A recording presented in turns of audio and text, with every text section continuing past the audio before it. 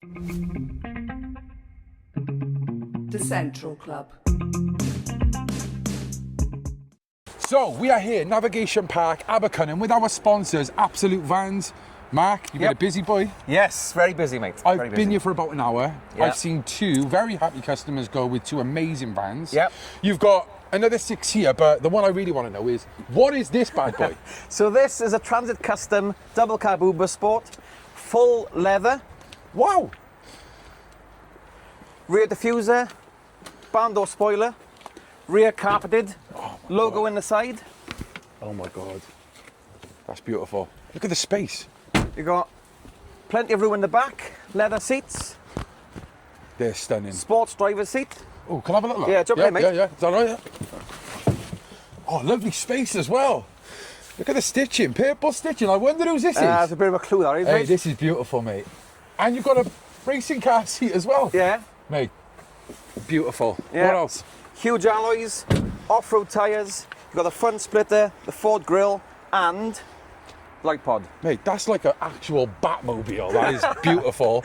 Mark, where can people find you? Where can people get a van like this? Right, Abatcon, CF454SN, absolutevans.co.uk, and 01443 711 211. And remember, you don't just have to be someone who works to have a van like this. Surfers, people who are just doing it for leisure. I know that we're going to have a podcast studio in one of these vans very soon. Yes. So be creative with it, right? And get in touch with Absolute Vans. Stay central. Yes, people. City Centre of Cardiff, Saturday. The sun is out for the first time of 2026. What Mo? What's happening? You alright? How you doing, right? Bro. Hey, this is one of my childhood friends, bro. You alright? Yeah. How's things? Good, mate, good. Yeah, where you living? I'm invited. You're still in Cardiff, yeah? Good to see you. Give me a message. Get out, right?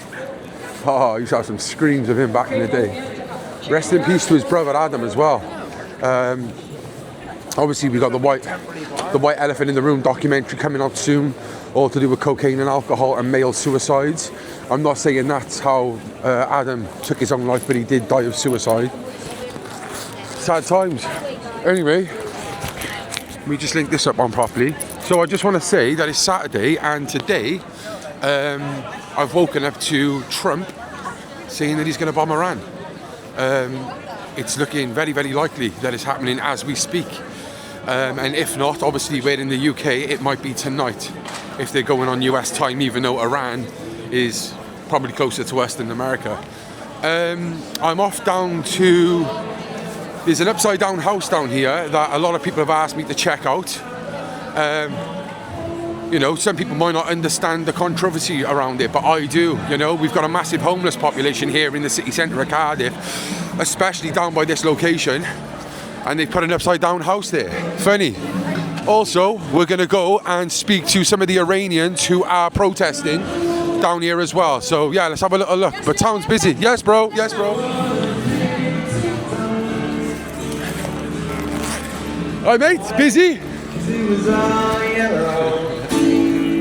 Hello, brother. Yeah, you alright?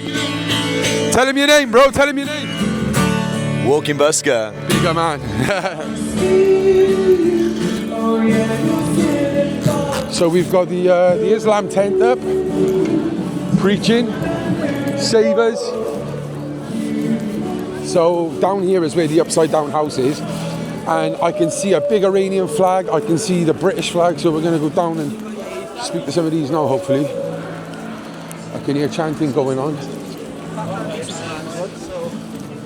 Wow, it seems like there's a lot of them here. Do you know what's mad? I haven't actually been down this side of Cardiff in a while, so yeah, it's funny as they're down here as well, and we're going to check out the house. Oh my God, the house is huge.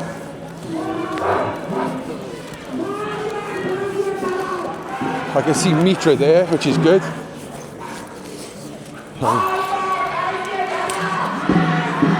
Here's Mitra there, look. Hi mate, you okay? There we go.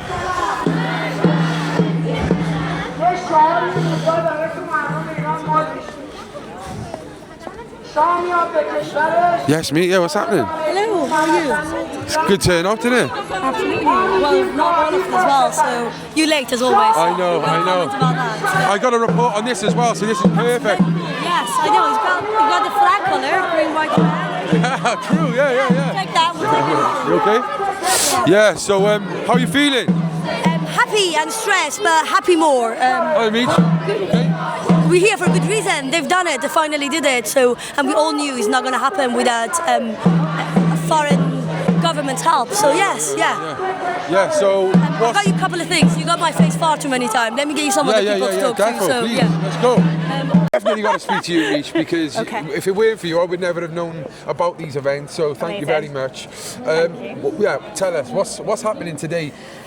Well, I mean, we're here today because America and Israel have decided to finally come and do something to help potentially the Iranian people. The idea is to hit the main people at the top and allow the people to take over once the people with the guns are subdued, then the people of Iran can take over for themselves. That's why we're here, being their voice still, because they haven't got a voice at the moment. I did see the when Trump spoke this morning, he was saying about this is your time, people, to take to the streets and take over.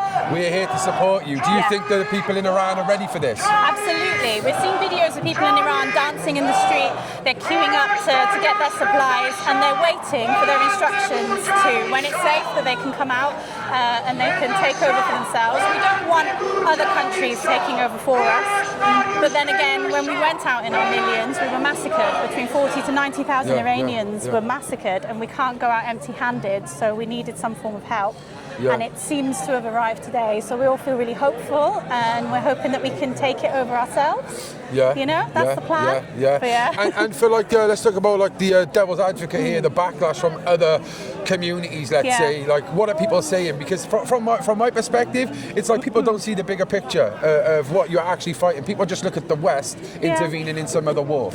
Yeah, I mean, the thing is, when you look at it from the outside, it does look similar to a lot of the other places, a lot of the other regions, but you've got to take each one individually. Each country is its own individual thing.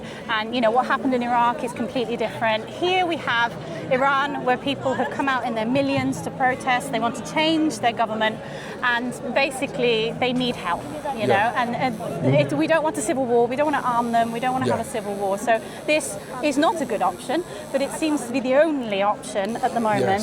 And I've spoken to other people from other countries. A Yemeni lady just spoke to me now, and she said, my heart's with you guys. We want peace in the Middle East. We all want our countries to be peaceful and live peacefully together, and the Islamic Republic doesn't allow that. They are now attacking the surrounding Arab countries to cause chaos in the region. And cause confusion, And we don't want that. And do you think that when this actually comes in now and there's confusion when the bombs hit, do you think that there will be much opposition in terms of civilians, or do you think most of the civilians are actually going to come together? What's the reality there, you think? The reality is that we've lost so many people. It's as if we've already fought the war, and the people of Iran are ready to, as they have shown, they are ready to lay down their lives for their country. Teenagers, before they went out in January, they wrote their last will and testament, and they said that I'm going out and I might not come back, and if I don't come back, please dance for me when you're free. And so we're waiting for that day for them as well. Brave and I wish they were all here to see the day that this regime falls, but they're willing to put their life on the line. Even if it means that the American bombs, the Israeli bombs hit them, they are more than happy to sacrifice for Iran, because we love Iran so much. What would you say to people out there who are quite confused with this? They don't understand the metrics of what's going on. It is quite complex. But what would you say to people out there who are against this or think this is wrong? Oh, thank you. That's so kind of you. Thank you. We're on a diet. Well, I am anyway. Thank you. Thank you. It is very confusing from the outside, and it's good to have conversations with Iranians who, so you can understand, like Iran specifically, and just try and understand that if the people inside Iran want it, then there must be a reason. And if you want to know about it, then ask Iranians, because Iranians know. We all have lived experience under the Islamic Republic. You know, some of us have 17 years, some of us have 40 years, whatever it is. We know what we're talking about. So please trust us and trust the people inside Iran who are asking for this. Yes. Thank you, Meet. It's lovely to see you. Thank you, Colin. Wish you all the best. Cheers. What's your name, please? Hi, my name is Faranak. Beautiful name. Nice to meet you. My name's Colin. Nice to meet you. Nice to meet you. So I did come to, I went to the vigil in Llandaff Cathedral. I was touched very deeply by all of this. And then obviously today I woken up to the news of Donald Trump saying that they're going in. Yeah, he's going in kind of thing. Yeah. What do you think of Donald Trump and the US regime? And then let's talk about Iran. Yeah, I'm very thankful that Trump is in the US right now and it's not Biden or any other politician. So I'm so thankful for that because he's liberating 90 million hostages in Iran right now. Good. So we, people of Iran, are really thankful of Trump, President Trump and Prime Minister Netanyahu right now. So, Are you able to give us a little bit of your personal journey of how you've come from Iran to here? So I used to live in Budapest for 8 years. I was doing my PhD there in sociology, and I used to live in Netherlands, and I got married to an English person, so unfortunately I had to move to this country. Yes. What, the English part or the English person part or just moving here? No, the UK. There is no freedom of speech in this country, so yeah, I'm so sad that I left the EU and I moved here. Fortunately, my country will be free, so we can just move back to Iran. Is that what you want to do? Go back if it does? Believe it or not, I think my husband is the only English person in the whole country who supports regime change in Iran, and every day he tells me, whenever Iran is free, I'm so happy to go to Iran and live there. I would like to visit anyway, at least. Yeah, you're very welcome. Seems like a great country, and friends I have who are Iranian have always said you have to come and visit my place when it's free. You know, so I haven't been in Iran for about 6 years now. I really miss my country. I miss my family. I miss my brother, who I talked to him this morning, and the internet was shut, so I don't know what's happening right now. And I'm saying to everyone watching right now, anything happens to my family, Khamenei and IRGC is direct responsible for that. So please stop blaming Trump, stop blaming Netanyahu. This is Khamenei and this is IRGC responsible for this. What do you think about the UK government? Like you said, Keir Starmer, the mainstream media, they haven't been empathetic to it at all. I'm so shocked. I can't believe Jeremy Corbyn and Keir Starmer siding with mullahs and siding with this murderous regime in Iran, not with people in Iran. Like, you say nothing about this. You say nothing with like Iranian people and what's happening to them, and you're siding with mullahs. So shame on you. Yeah. Shame on them.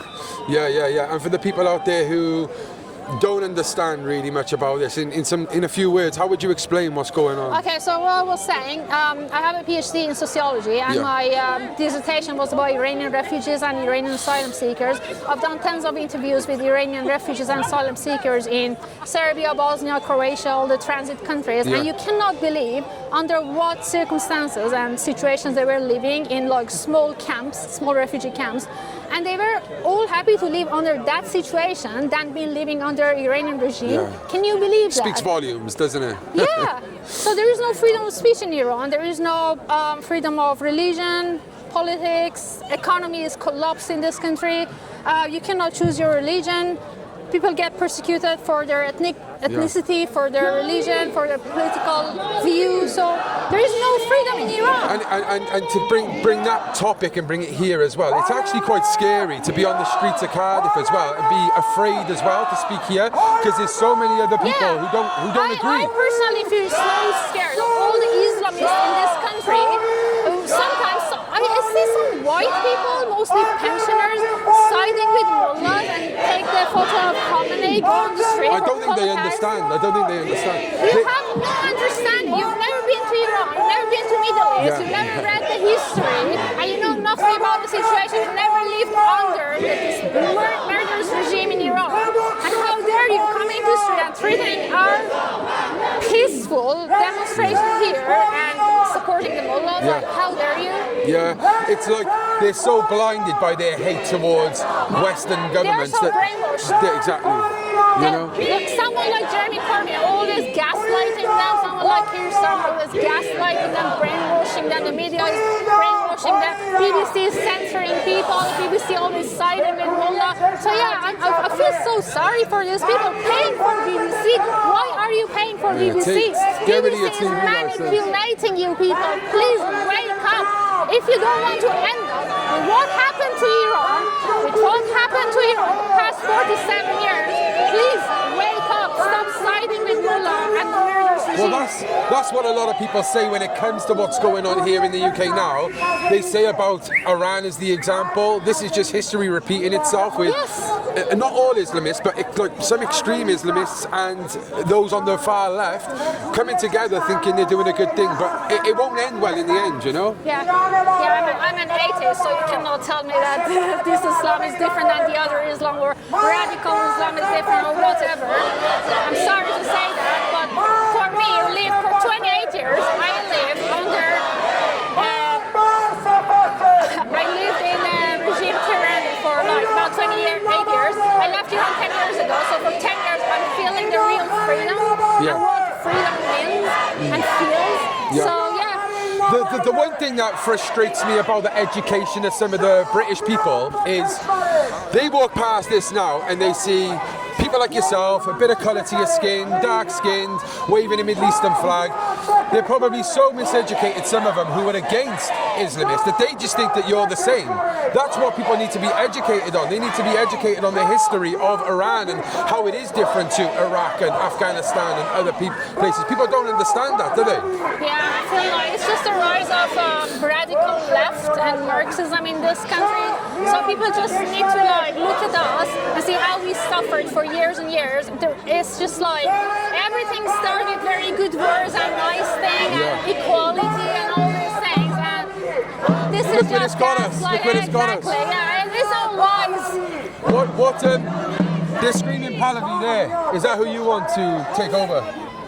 This is what people want in Iran right now. Yeah, they want Reza Pahlavi as their representative, and they say he's the only person who has no connection to mullahs and ayatollahs in Iran. So yeah, we support him. Yeah, at least for the time being, at least until At least for the transition, we support him. Yes. After that, they can be a referendum, they can be election, people can choose whatever they want. But for now, we want Reza Pahlavi to take over for the transition. That's amazing.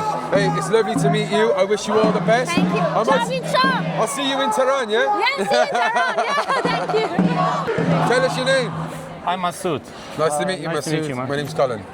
Nice to Tell meet you, us. I'm liking the hoodie, by the way. Thank you. Why are you here, brother? I'm here to support my country. We are here to be voice of our people who have been surpassed by the regime, and they can't protest on the street because they've been killed by the terrorists ruling the country. So I'm here to be voice of them, and that's the reason everyone are here. Have you come back from Iran? When was the last time you was there? It was 2 years ago, and I came here to do my PhD. I'm a PhD student here actually. And because of the situation, I'm afraid to go to Iran because nobody knows what's going to happen to us. Because we are active here, and regarding what we are doing here, the regime is waiting for us to just, smuggle us. They want to take something else, and they might ask us to money to give us freedom. They might put us to the prison. We don't know what's going to happen to us. So many people like me cannot go back to Iran because of the regime. This is our country, and we cannot go back to our country. So this is ridiculous. So when you heard the news today that Trump might go to Iran and start bombing, how did you feel? Indeed, we were waiting for it, expecting that, and I was so excited. So President Donald Trump fulfilled his promise, and he did what he promised to us. I really appreciate what the gesture he did, and this is not something everybody take a step and do that for us. Like many countries are they don't care. Like most of the Islamic countries, they don't care. They don't even condemn what's happening in Iran. Like more than like thousands of people have been murdered in Iran. Nobody has just even bothered to send a message to just to condemn what's happening, what's going on. But the President Donald Trump promised us to send the help, and he did. And all the Iranian people are appreciate. This morning I saw a video on Instagram. People Dancing? in middle of the in middle of the bombing, Yeah. they were dancing. I saw that. I thought maybe this is a fake. Like It's so good. Yeah, I thought maybe it's for the past. It's not for today. But I checked it. I asked somebody to just confirm it. They said yeah, it's for today, and it's not the only one. I have some. I've seen few more, and it's like something unseen. I've never seen anything similar. Like imagine your country is under bombing and you're happy. Why? Because we are hostage in our country. People in the country are hostage, and who has taken them as a hostage are being bombed, not the people. So that's our feeling about the help is coming from Israel, it's coming from US. So people doesn't like other foreign countries doesn't have to support us, but whoever taking the step and support us, we appreciate. Well, it's like with what's going on with Iran, they've got a tight, firm grip, haven't they? The regime. You have no weapons; they have weapons. If you can just get that little nudge and support, like I'm sure you guys can handle the rest. You know? Exactly. Like we are not terrorists. We don't want to have a weapon. Like having a weapon just gonna sabotage the country. We don't want a weapon. We just need a help because the army is corrupted. We have a second army. It's called IRGC. It's not even the official army. It's like a terrorist organization. Yes. We need to help to just to overthrow them. Like if we take the power from them, we don't need a weapon. Why we should have a weapon in the country which is threatening our safety? Yeah. That's it. Did you ever think that Iran would be free? Have you imagined it in your head? Yes, if you're asking me, yeah. I was always imagining. Since I was a child, I was against the government. I was against what's ruling in Iran. All the mindset is controlling my country. I have always imagining a situation like that, our country be free. It's not like saying no, it's not impossible. I have always had this vision, and young generation, the brave young generation, they made it. I would say the generation, they provide the facility to make it happen. Brother, what's your name again? Masood. Masood, nice to meet you. Nice to meet you. Good luck. Thank you very much. Thank you for being here.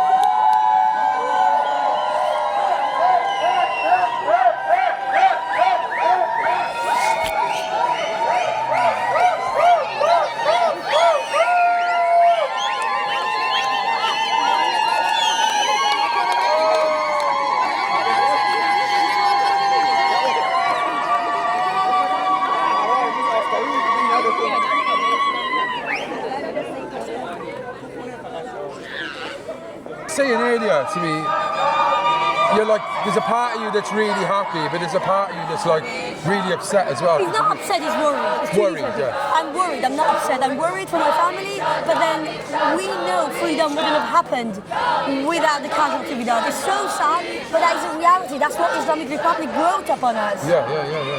Which country have you seen? The people dance on the street, be happy, while they are potentially have danger upon the family. But they brought this upon us. It was all going on, to be honest with you. Yeah? Yeah, and I was quite surprised this morning to see what had happened. Yeah. And to be honest with you, it annoyed me. Did it? Yeah, they did. What's your take on it? They're doing it for Israel. That's what. So you've gone down the rabbit hole of you of like, you think it's Israel's, it's all Israel's kind of agenda. Is that what you would say? It has been for years. If you look into it, it has been for years. They've been trying to get the war against Iraq for years. Iran. Yeah. But they were the ones who started Iraq as well. Well, it was if you look into it, it was the Brits and the Americans who. Huh? Can I jump in? Yeah, she's Iranian. Sorry, do you want to say what you said again? Because I caught part of it, but I wasn't sure the whole thing. So you're saying Israel's doing these? I believe Israel's behind it, yeah. Yeah, Israel's done the bombing. Yeah, I don't disagree with that. But they've wanted this for years. Israel have wanted to destroy because Iran. Iran's funding Hamas. Hamas killing Israel. Iran's using Hamas. How much money is Israel giving to Hamas? Iran's using Hamas. How much money has for its Israel proxy given to war. Hamas? How much Iran's given to Hamas? How much has Iran Israel? trained Hamas? How much Iran funded Hamas? Israel How much training? Okay, I have no knowledge on that, but I know how much Iran has given. I know how much Iran has trained I know Hamas. Iran has given money, Yeah. but so is Israel. Iran's giving money to Hamas to fight Israel to do the fight for them. I think what you don't see. I think from like on this level Are you perspective. telling me that as an Iranian, you are disvalidating my emotion, my feeling? nothing. Yes, you are. You're saying Israel. I've got an opinion. I'm giving my opinion. no, and you're allowed If you to- don't like that, Iranian that's not my here problem. are happy for what's happening. If you don't like my opinion, that's just the way it is. But you've got to see it What from I'm this saying is, perspective. Your opinion. opinion, you know, you respect your opinion. I respect your opinion. I'm No, not but your agreeing with opinion it. is formed by the regime propaganda. Yeah. I think from. But let me finish this. Your anything's got two sides. I agree with that. Yeah. But in my opinion, your opinion's been formed by the regime propaganda. Your opinion hasn't My come opinion has from been reading built the up history over years Iran. of looking at the situation. Over looking at the situation. I was 17 years old when I was arrested for not wearing my headscarf. I'm not saying that. I'm not saying that's so right or wrong. so you're telling All me I'm saying what- is what- my perspective on the situation is Israel is behind it. Yeah, no, Israel will I be. agree with you. Israel is bombing. what I'm America is saying. bombing. That's But what we're I'm asking saying. for it. But on the But we perspective asked of these for it. civilians, you understand that they But were we under asked a for law it. they don't agree Oh, yeah, agree on. of Like, course. yeah. No, I agree with you. Israel has bombed it. I've got no issue with you being here. No, I know, What I have but an you issue think is Israel is behind what exactly? the attack on Iran. Yeah, we and agree the with attacks it. on. That is happening today. Yeah. Praise the Lord. Praise the Lord for that. You mean Israel is behind? You see, my family, my mother, my sister, my three nieces, my brother, entire family, all of my friends that I lived with, grew up in, they were kidnapped in Iran. You say, so I say, oh, because Israel is rescuing them. Oh, I don't want. No, of course, I don't care. You rescue them. Mate, you do that. I do that. He does that. It doesn't matter whose flag is that.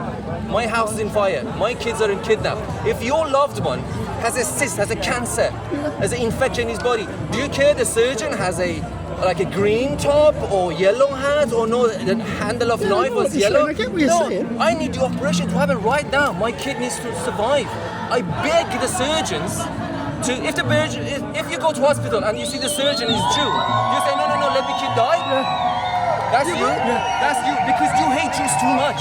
You Wait, you will let your kid die? You need to love yourself and your loved one more than hating somebody else. Well, You wouldn't let your kid die though, would you? Your hate that's is your just- opinion. Of course, but the problem is, your No, that's not. not your problem, but the problem is your ideology in my country, 47 years, has the power, has the guns, the machine guns.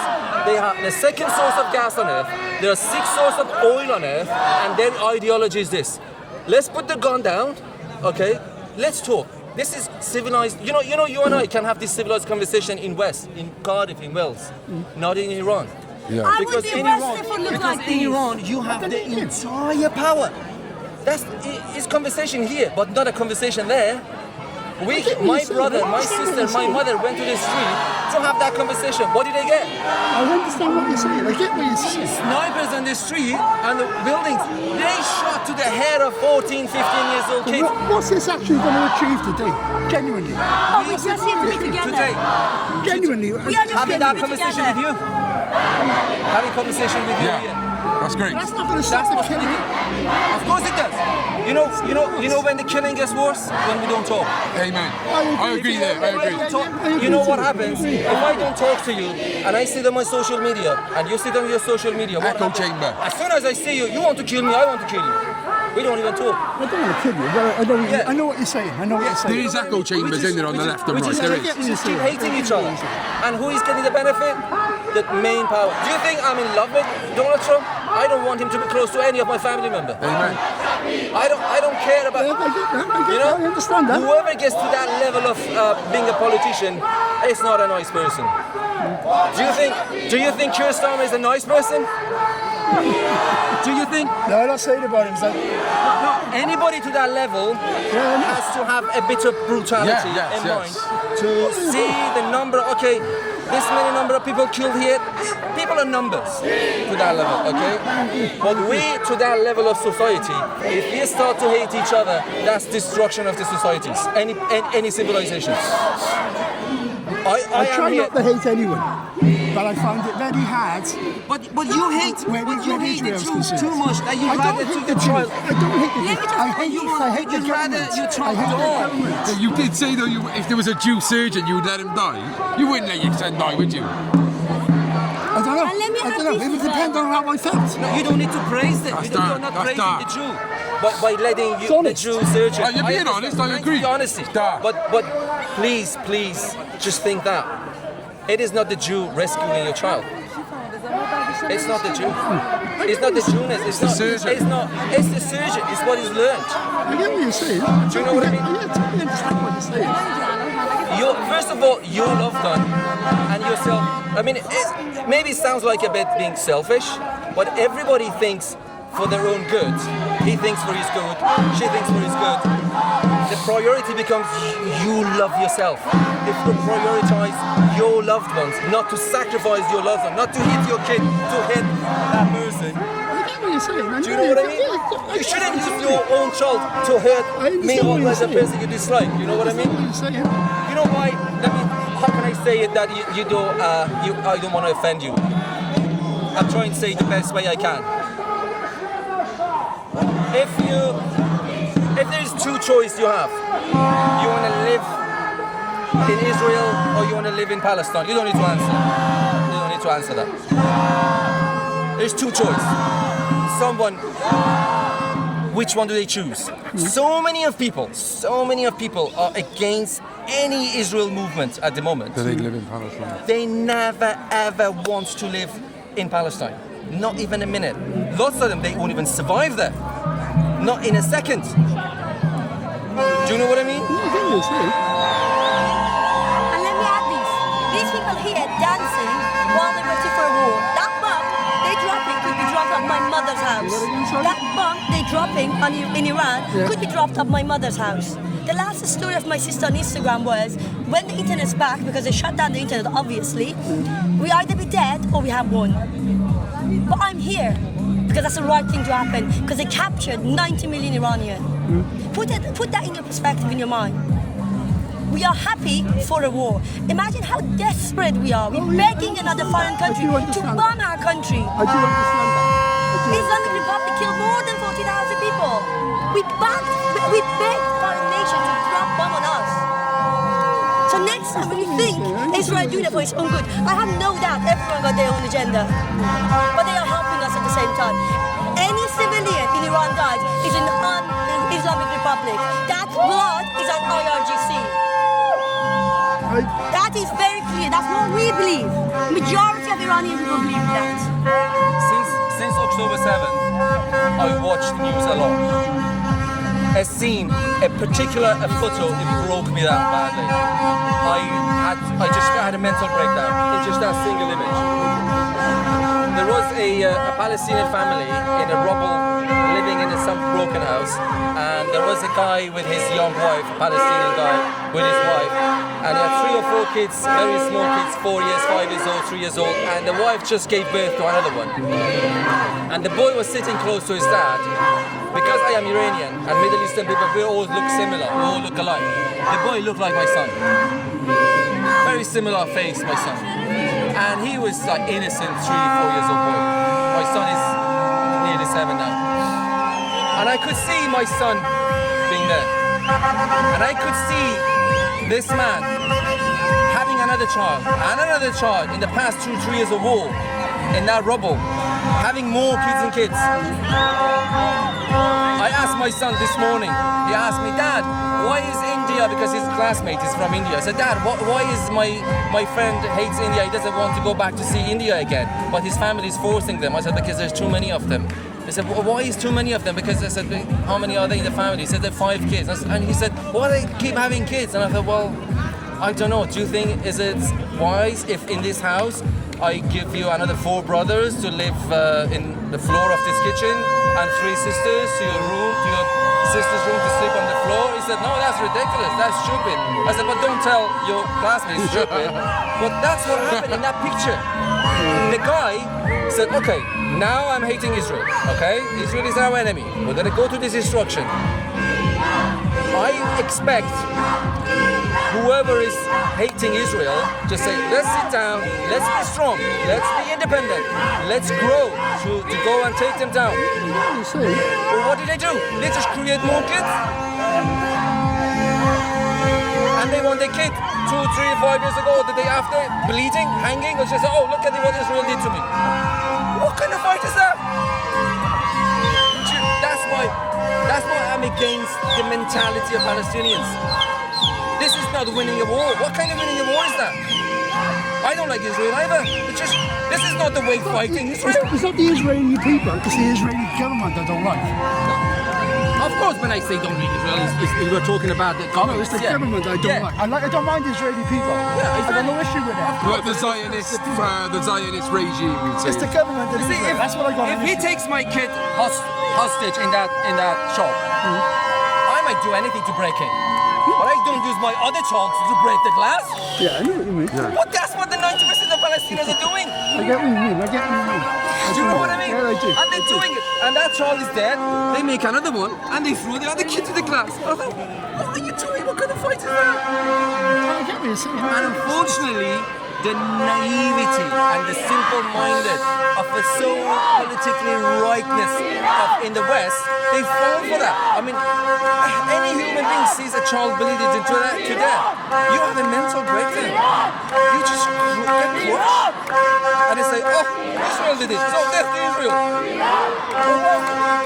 That guy is hitting his own child. Do you know what I mean? He's using human children, his own kids to fight Israel. What kind of fight is that?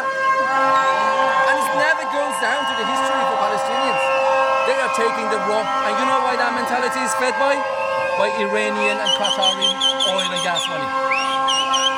In Iran, we have Ministry of Hezbollah. We have Ministry of Hamas. BBC denies it. BBC says there is not enough evidence that IRGC is feeding Hamas. What are you talking about? We grew up there. The Iranian government is not hiding it, they're denying it.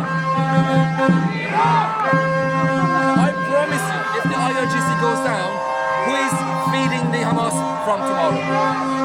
Who is feeding Hezbollah from tomorrow? That's what they were fed. That's where the whole money comes from. If you give a desert to the Iranian government, they will run out of sand. But the problem you have with a lot of people in the West is they actually think Hezbollah and Hamas are good people. That's the problem now. That is just. They do though, don't they? What, do you think they're good people, Hamas? Okay. No. God forbid. No, he knows. But some people do, don't they? They think they're freedom fighters. What they say in the West, lots of people say Hamas is created as a freedom consequence. Yeah, the Muslim Brotherhood, and they are the consequences of resistance.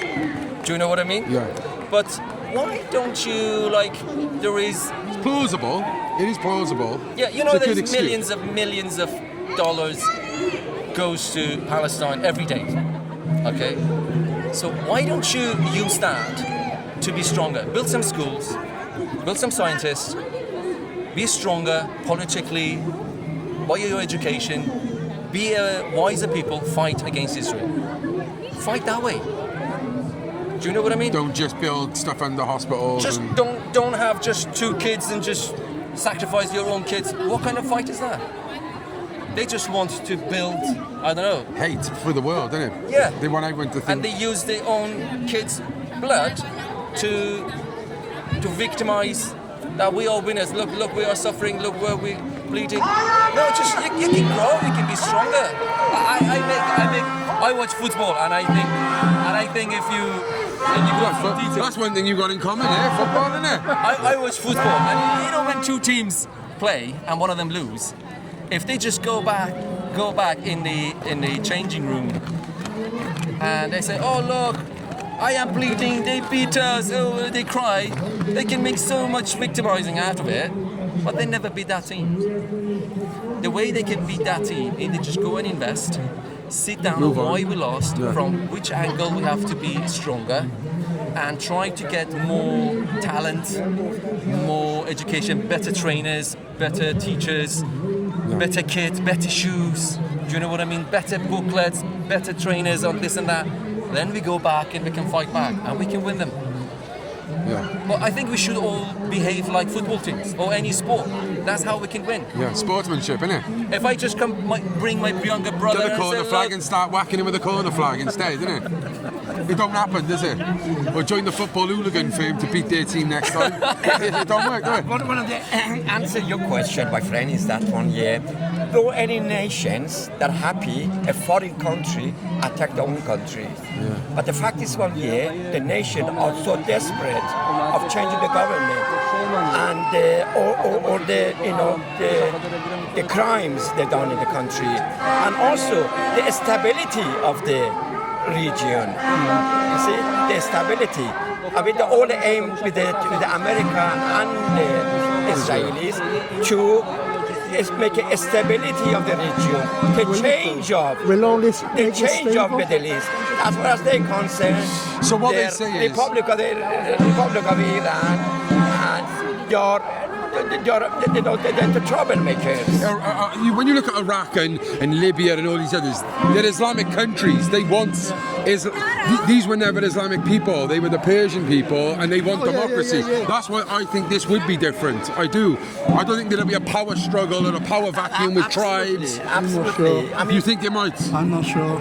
Jury's out on that for me. Yeah? Yeah. No, nothing to do with the I worry about the whole region, to be honest with you. Yeah. Now this has started. I really do. Is mainly for the stability, of the region, That. But will there be stability with Israel and America there? Will there be stability? I can't see it. You can't see it. Well, I hope it is, but I can't see it. The history would show that, what would happen. Look at Iran in 1979. I remembered it. I was 10 years old. I actually remembered it. I do. I think that's what a lot of these people want to go back to. Just a free. It doesn't matter about religions and whatever. They just want to have a democratic country. 40 years ago, it was more a stable country in the Gulf, Iran. And now we're going to back at what it was before.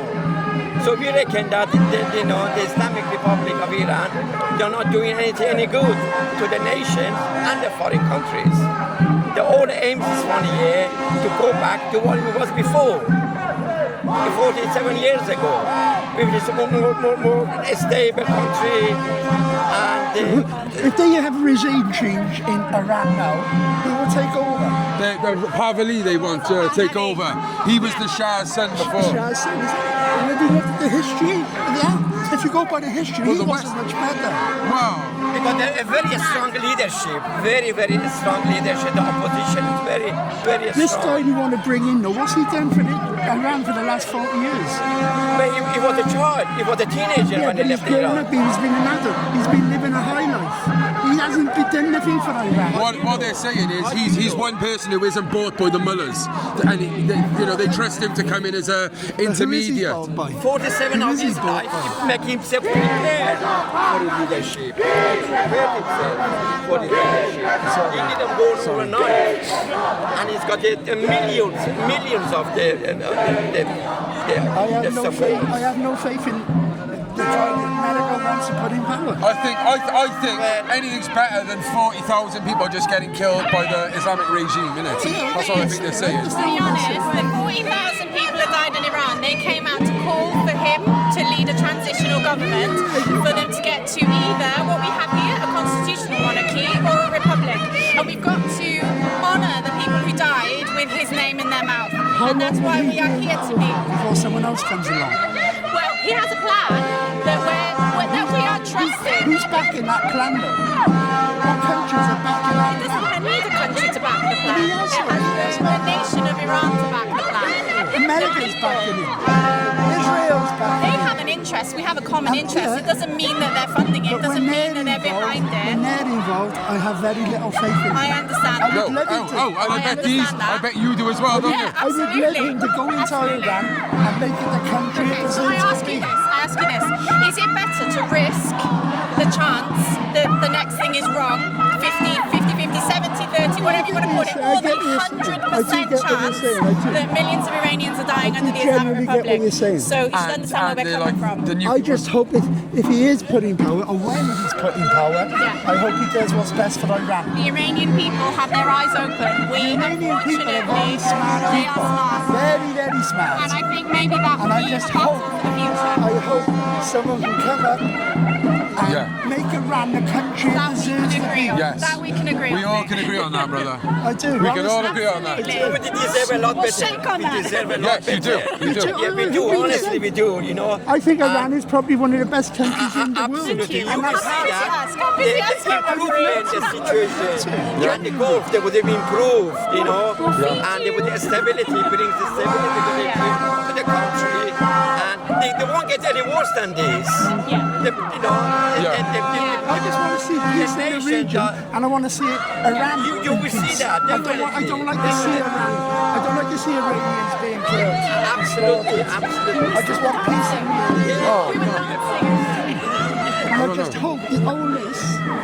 It's all to do with the peace. Brother, I'm going to go over there, right? Lovely to see you, mate. Right, thank you for talking. What's your name? Hamid. Hamid. Hey, do you live in Cardiff? I've been in Cardiff for 46. Have you got any kids? 52 years. You got any kids? My youngest one is a British Army. How old? 36. You look like my friend's father. His father's Iranian, that's all. What's his name? Yeah, Monty and Marcus Bandagani. Yeah. Do you know the father? Yeah. Hey, nice to meet you. Hey, thank you, yeah? Cheers. Yay! I saw you dancing. What are you saying? Hold this.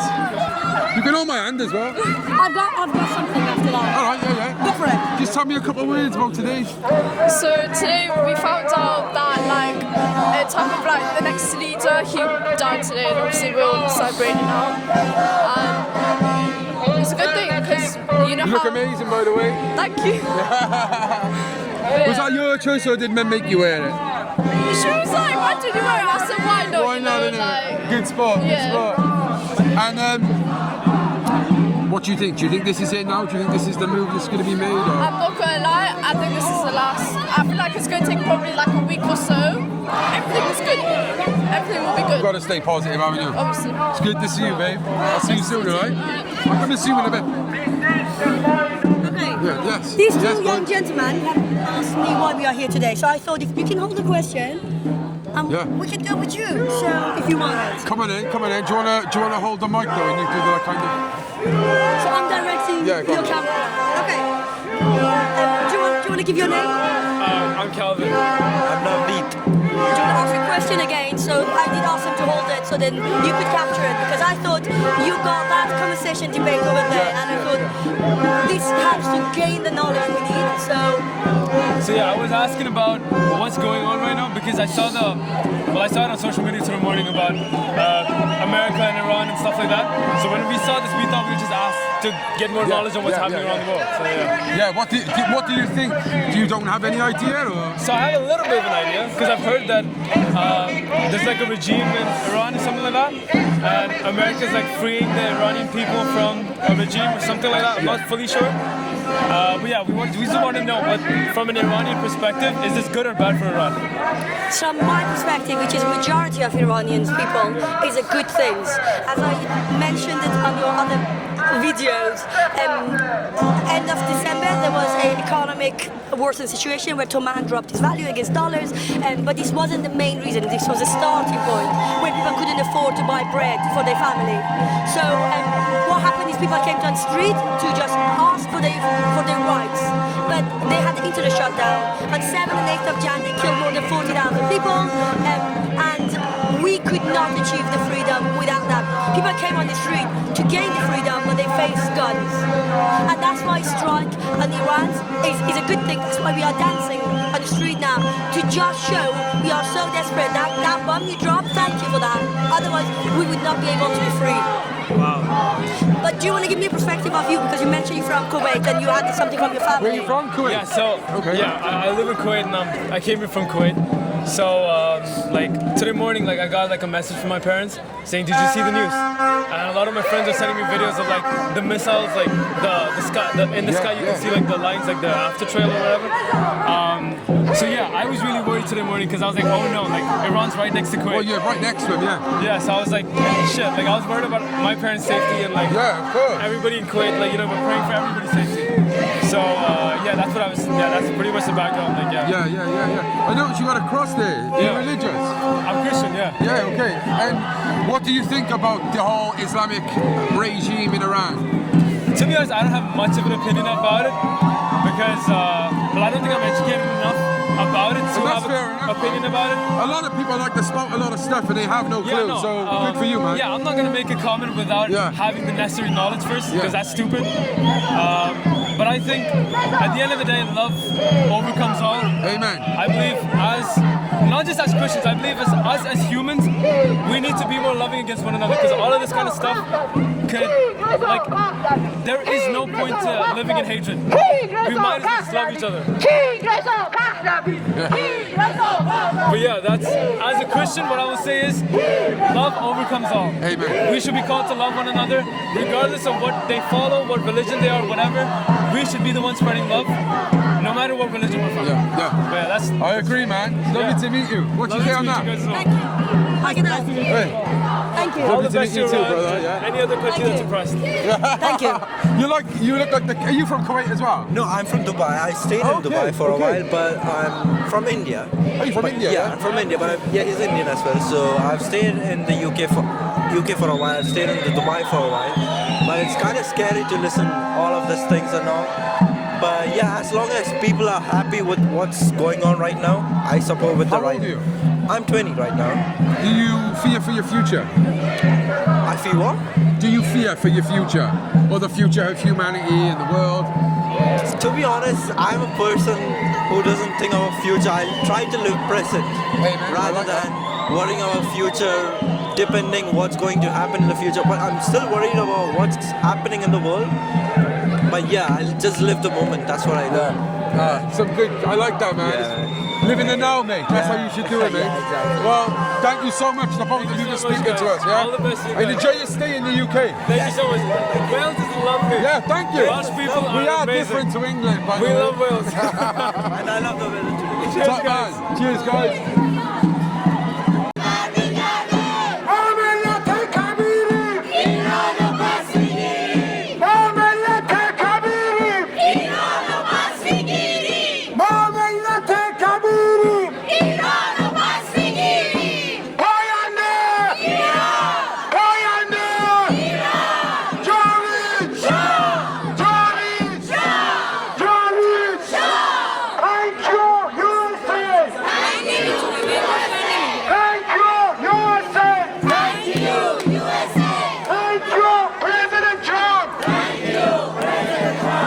didn't realise we're protesting right outside your barbershop. Have you got any haircuts from it?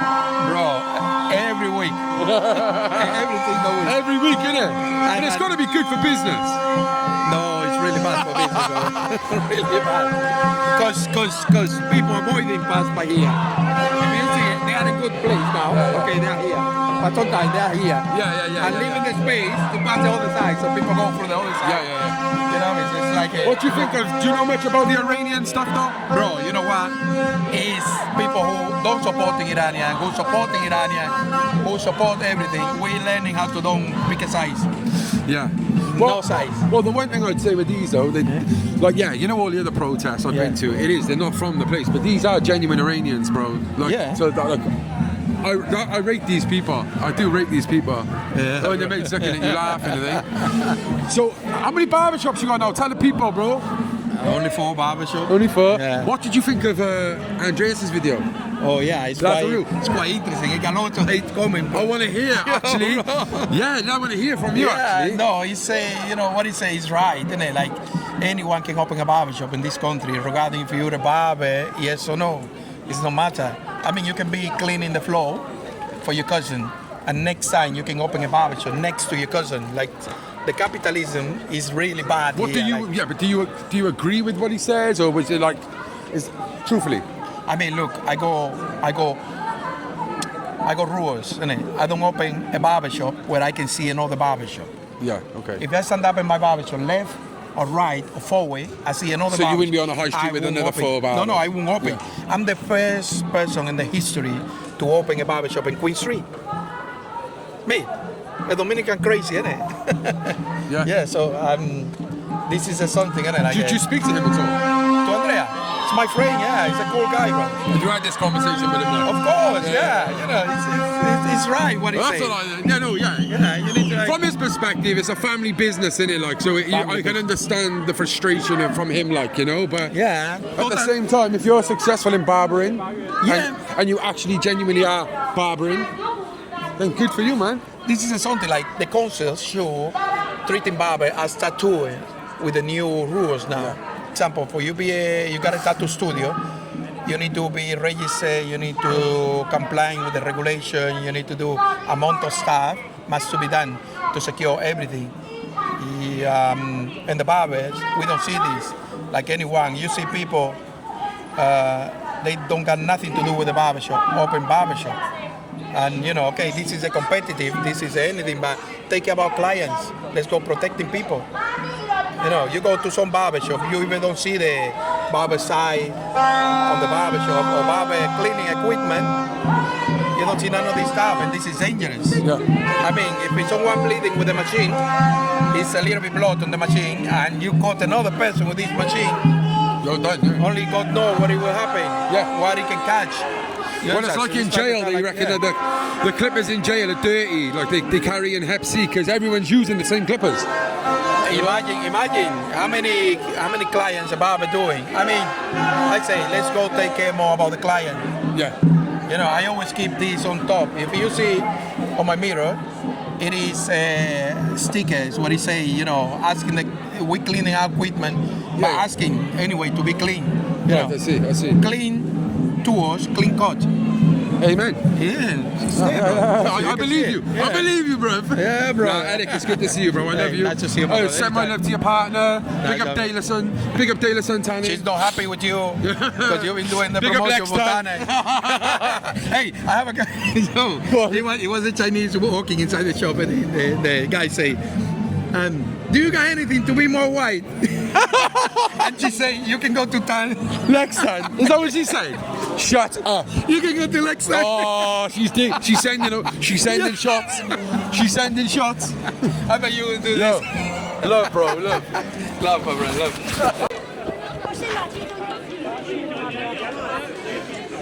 Here we are. And then you say on the mic. Say free Iran.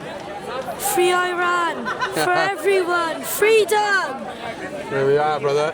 Well done. See you guys. I'll say hello quickly. Yes, mate. It's good to see you. Thank you. Give the mic, Chris. Good to see you again. Just 2 seconds. Just 2 seconds. How do you feel? How do you feel? Feel amazing, man. Yeah? Yeah, I feel amazing. Do you feel confident that we're moving in the right direction? Yeah, but we are still waiting to see what happens in the future. We are still waiting to see. We hope the leader die and then everything. Everyone goes on peace. Yeah. Yeah, man. Yeah. I know, well, it's good to see you again, Yeah, thank brother. you. Nice to see you, Thanks for man. following me on the old Instagram, Yeah, bro. yeah. I was happy when you get back to. Yeah, of course, man, Yeah, of course. And I'll see you again, bro. 100%. See you again. Hopefully Cheers, next time. Next time we celebrate here. Yes. Thank you. Take care. I appreciate it. The upside down here in Cardiff. What are you doing about, what for them, is it? Or? No, not for them. I filmed the one up in Swansea, up in the Mumbles. Right, yeah. Let me just do this and I'll be there, but then I gotta go, so you have to walk me. Alright. Got my own YouTube channel, Breaking Trails. Yeah, okay. Go and check it out. I do like Welsh attractions, and stuff like that. Well, tell me, bro. Like, the one up in Mumbles. Hold on. What do you think of this, bro? Because to me, right, yeah, it's great. It is great. But to me, as someone who lived with the homeless, and there's a lot of homeless around here. Yeah, I watch your stuff, man, every day. I find this really insensitive, bro. I do. I watch your stuff every day, bro. Let's get a pan of it. What's it like inside, bro? I haven't been in yet. I'm literally just queuing to get in now. But it's a bit of a weird location. Do you have to pay to get in? It's a weird location, innit? Bro. Do you know what I mean? You know, they said it was about footfall. Listen, they could have something else to bring people here, right? But if you're going to do this, take it down the bay. Do it down the bay. Don't do it here when it's all That's what a lot homeless. of people said. Take it down the bay or take it down by Technoquest or something. It's a bit of a weird location, innit? Yeah. Do you know what I mean? It's an odd location, but yeah. Massive support of your channel, man. Yeah, well, give me a message, bro. Well, you're from Swansea, yeah? Yeah, you were down the road, literally. Bro, next time, where right? were you? Down by the shops? I can't remember where you were. What part of Swansea? Literally down the road from me. I'm up what area? Near Penland. It's literally. I got to do Penland. It's down the I road got to from do me. that. Well, give me a shout, man. I'll we'll take do you it around. together. Yeah. 100%. I'm more than happy to. I love collaborating and that, bro. And platforming people who got channels. I got a story to tell, bro. Have you? Yeah, 100%. I got a story to tell, man, and. We'll meet up and I'll fill you in. Message me, bro. I will. Make sure you do, bro. Message me on Instagram, Facebook, whatever. Yeah, I do. I'll follow you. I'm in Swansea next week. Are you? Yeah. Well, I'll give you a shout. Tuesday or Wednesday? Tuesday or Wednesday. I'll give you a shout, man, and let's do it, we'll meet up, bro. Definitely. 100%. Lovely to meet you, bro. Right. Keep up the work, bro. And what's the channel quickly? Breaking Trails. Breaking Trails, bro. Breaking Trails, man. Make sure you subscribe. Lovely. 100%. As you can see here, we've got an upside down house, in the city centre of Cardiff. Apparently it's to get footfall in the city. Now, don't get it twisted. It is impressive. Let me try and pan back here for you to see. It is impressive, right? Look at it. But my problem with this is on the city centre of Cardiff, right? Where there's a lot of homeless people around this area, and I just find it a bit of a kick in the teeth. Not just for homeless people struggling to get a house. What I have to say. Tell me what you're feeling, brother. Actually, we are happy at the moment because of supporting President Trump and Bibi Netanyahu. We support them because they are killing the terrorists who killed innocent people. And we are here to support Iranian. We are seeking for freedom, for peace in Iran, Middle East. Anything else I have to say? No, man, I just wanted to hear it from the heart, that's all. Long live Iran, long live King, Payande Iran, Javid Shah. Thank you, President Trump. God bless. Thank you so much. This man here is the best masseuse in town. Hilton Hotel, Swedish. Tell him the name. Swiss massage therapy at the Hilton. Listen. Come and see me. I'm 6'4" with a terrible back. This man's fixed me every time. Good to see you. I'll see you soon, right? Ta-da. Anyway, that's me done for the day. I gotta go now because I got other duties, but that was very interesting. I wanted to see the homeless house and I wanted to speak to some of the Iranians due to what's going on with the West right now, looking to intervene. So yeah, I hope you enjoyed this episode. I'll be back. It was lovely to have the sun out today, and hopefully Cardiff will be as busy as this now for the near future. Have a look, just look down there, pan. It's ram out. Queen Street is ram out. So yeah, make sure you hit that like button, subscribe to the club, stay central. We are back. It is the second day here in the Cardiff City Centre. We were here yesterday, Saturday, when Donald Trump made the announcement that he was going to attack Iran, and we decided to come into the Cardiff City Centre to see what the Iranian people had to say about this. When we came into the city centre, it was a lovely day, the sun was out and it was absolutely rammed. A lot of the Iranian people were hopeful that this was going to be, you know, a big thing. This was it. This is what they've been waiting for. And the news after we left the city centre came that the Supreme Leader had in fact been killed. Lots of events happened last night. I went out and as I came home late at night, I seen on social media that, you know, Iranians were celebrating all over the UK, all over the world really, even in Iran. But I also seen massive developments from the left as well, who were, you know, disgusted with this really. I have seen that there is a protest now here against the war in Iran. And also Iranians are in the city centre of Cardiff as well. So we're going to try and speak to both sides. I'm just by the top of Queen Street now where there are Iranians protesting. They've got their, I am here at the top by the castle now where there are Palestinian flags being flown about. Are right, lads?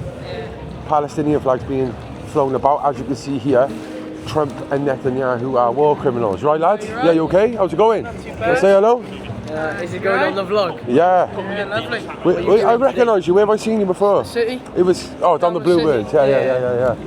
What are you doing? Just having a shop round, is it? Yeah, got a couple of vinyls and that. What'd you get? Let's have a look. There we go. Oh, is that the legend Bob Marley, is it? Yeah, bit of Go Bob on. Marley, like. Love the Wheelers. What else you got? And a bit of Elvis. Oh, fucking hell, you're going vintage, yeah? Exactly, don't need all the old stuff, do you? Yes, exactly, mate, exactly. Well, the music in this day and age is garbage anyway, isn't it? So I don't blame you. Yeah. What's going on, yeah? Well, do you know about what's happened in Iran and stuff? Yeah. So there's a lot of Iranians here as well down the other end celebrating, but these people here are against what's happened. All the violence and that, is it? Yeah, like which I'm against violence myself, you know. But there are reasonings between, you know, with stuff that's happened as well. I don't condone any people being killed, but I just find it really funny that the Iranian people themselves are happy this happened, but these people What, are are they not. down there, are they? Yeah. I was with them yesterday and they were really happy, so I'm going to go down and speak to them and hopefully speak to these as well and get both sides of the coin, like, you know. So You got two people protesting, the two groups, being like in Cardiff. I just don't really understand what it's going to do. They're protesting, but they're not getting their voice across, you know what I mean? They're just... I don't think anyone's listening, are they? yeah, like it would be nice if they were both together speaking, like actually speaking to each other, wouldn't it? Yeah, I think that'd create more of a voice, you know, to help and make an impact, but... Well, I think this right here is a depiction of social media as well. People living in their echo chambers don't want a voice. They're talking to themselves at the end, and they all got the same opinions. People need to come together and speak together. Do you know what I mean? Yeah, that's just going to make more of an impact, isn't it? Yeah, I think so. And where are you guys from? Romney. Fairwater. Yeah? Yeah. You're from Fairwater? I'm from Fairwater. That's mad. I'm from Bishop Hannon Drive, bro. Is it? Yeah. You went to school, my mum. Who's your mum? Jessica Stevenson. Oh my God, no way. Yeah. No fucking way. That's a small world, that, isn't it? Yeah, mad, isn't it? Yeah, well, thank you for talking to me, boys, nice right? You take care, right? Take care. Ta-da, boys. Ta-da. Let's go and get a bit of filming off these, is it? We want to oppose racism and Islamophobia, the rise of these laws, the attacks on civil liberties and our democratic freedoms, and they use these laws to justify. So that's all what we need to do. And today is St. David's Day, so I'd like to wish everyone happy St. David's Day. And St. David is quite famous, the patron saint of Wales, for saying, do the little things. There are many little people, very little things, little things. Like Cardiff. Yeah, you alright? I'll have a look in a minute. Thank you, Adam. And like Adam Hussein alluded to, this is an international struggle. This is a struggle that needs to unite the many, not different, but the many disparate struggles that we have had. Only by struggling united is that we can win. And that means that we need to be there every single time. We need to unite those struggles in a big struggle to end the system, to overthrow the system that oppresses us, to defend the rights and to fight for the rights of every single one of us. And on that note, next Saturday at 1 p.m. in front of Abatcon. I'm just going round there a minute to speak to someone and I'll come back, alright? March for International Women's Day. A march that will show that it's not a march for alright, I'll speak to you in a bit, right? For a march to show that only well, it's a bit ironic that I'm saying that the role of women in struggle and everyone is welcome. So please make it.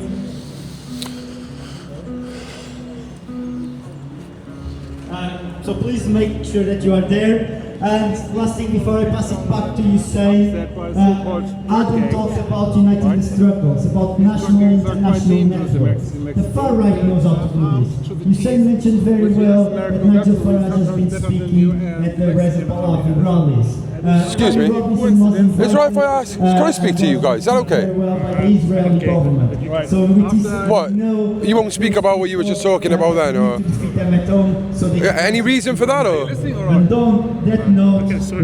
Oh, can I speak to you in a minute? Is that okay? Oh, you don't want to speak? What the fuck, man? This is the problem. Like, I want to actually speak to these people, and they don't want to speak. It's crazy. It's like they're robots, man. Hey, excuse me. Can I speak to some of you about this, or? I'm just an independent YouTuber. That's all. It's called The Central Clip. It's called The Central Clip. On Saturday the 4th. That's my YouTube channel. It's called The Central. I'm a vlogger and a podcaster. Can I just ask you, like, what you think of everything that's going on? Or? Only by organizing everything, like the 118 schoolgirls that were murdered in Iran. I think that's terrible. I know. Well, any kids being killed is terrible. Absolutely, yeah. So is that why you're here today, because of the Iranian bombings from US and Israel? Yeah, the US and Israel bombing Iran. Yeah, that's why I'm here. Do you think that the Iranian people who are celebrating down the other end have a right to celebrate for what's going on as well, or do you think their views are not valid, or like what do you think of them? Everyone has the right to protest. That's what they're doing. They're peacefully protesting. I absolutely don't agree with their protesting. Absolutely don't agree. But if you're asking if they have a right, then yeah. Yeah, of course they have a right. Is there any reason why you don't think, like, you don't agree with their viewpoints? Well, because they are aligned with Zionism, and they're aligned with America. Zionism and the US have murdered, at least 608,000 Palestinians so far. That's the estimate. And while I understand why they want a regime, they want the regime toppled in Iran. Do you agree with that regime? The Iranian regime that was there, do you agree with that? No. So if there was another way of overthrowing it, you would be in support of them? It's just because it's the US and the Zionist government who have done it? I believe that if you please want to support that, whether it's coming to the demonstrations, if you can support in any way by fundraising, or I believe that the US should not be bombing other countries, specifically. The reason I'm trying to think how to say this in a way that won't be mistranslated. We know South Wales Police have a history the US and Israel do not have, they're not doing this out of the goodness of their hearts and to liberate Iran.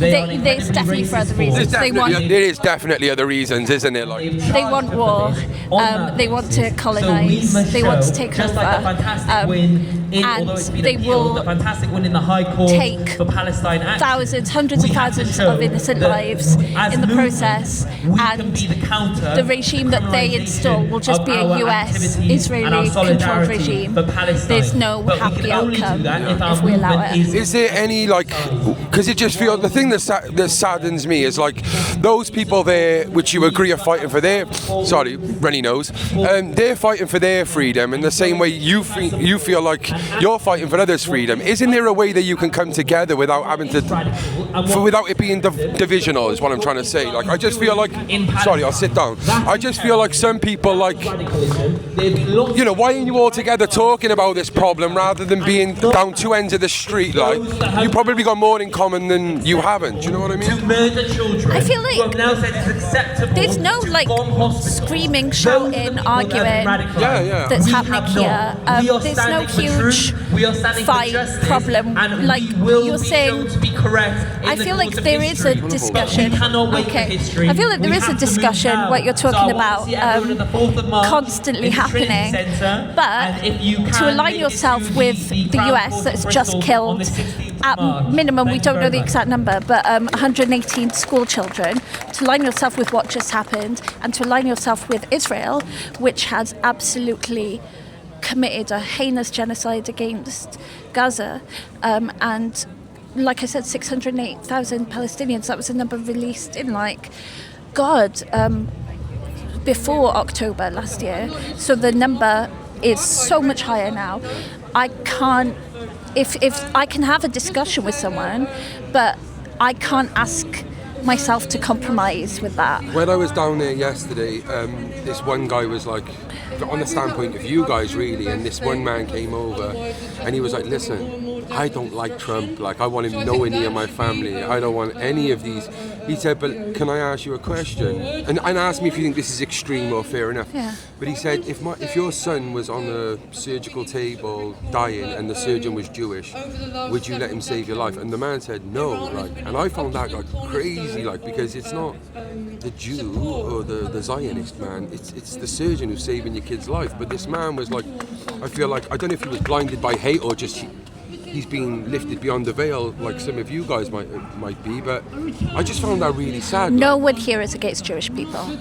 It's got nothing to do with Jewish people. And I'm speaking as someone who, I'm half Egyptian, and the white half of my family is Jewish. So I can speak with absolute confidence. My grandfather, who he's no longer with me, but who I hold as like my hero. Come over here. Yeah. No, he is older than Israel. He always opposed Israel. My whole Jewish family did. A lot of Jews do, don't they? Most Jewish people do. I think I might have worded it wrong. I think, I don't know if he was being just anti-Semite. I think the guy was just... that is anti-Semitic. It is anti-Semitic, yeah, but I think he was just blinded by how bad the Israeli government are. Because I think Netanyahu should be locked up as well. I really do. Like, I think it's crazy, some of the things he's gotten away with, you know. But I just felt like, you know, we're missing the point here, sort of thing, you know. I understand, like, the instinct to want everyone to come together, because what the division that's happened over the past few years is like very painful to watch. I personally am more than happy to sit with Zionists and educate them and have a discussion and like go to the point that they are and then bring them over. And I have done many times. Really? I've created zines, I've created booklets to go from the very start, like, because some questions people have are like, why are we even talking about Palestine in the UK? This isn't our problem. Which it is, because our taxpayer money is going, if you want to be totally selfish about it, why are we paying money to bomb Gaza? So like, I've gone and I've sat down and I've like written from the most basic points that I've spoken to Zionists, and I've written down answers to their questions. I'm more than happy to sit and do the work. There's a lot of people who have a lot more stake in the game, like Palestinian, British people, or like people of colour who it's too painful for them to sit with Zionists who are very indoctrinated. Because a lot of people grew up in like, from when they were very small, to be told that Israel is their homeland, the place it can be.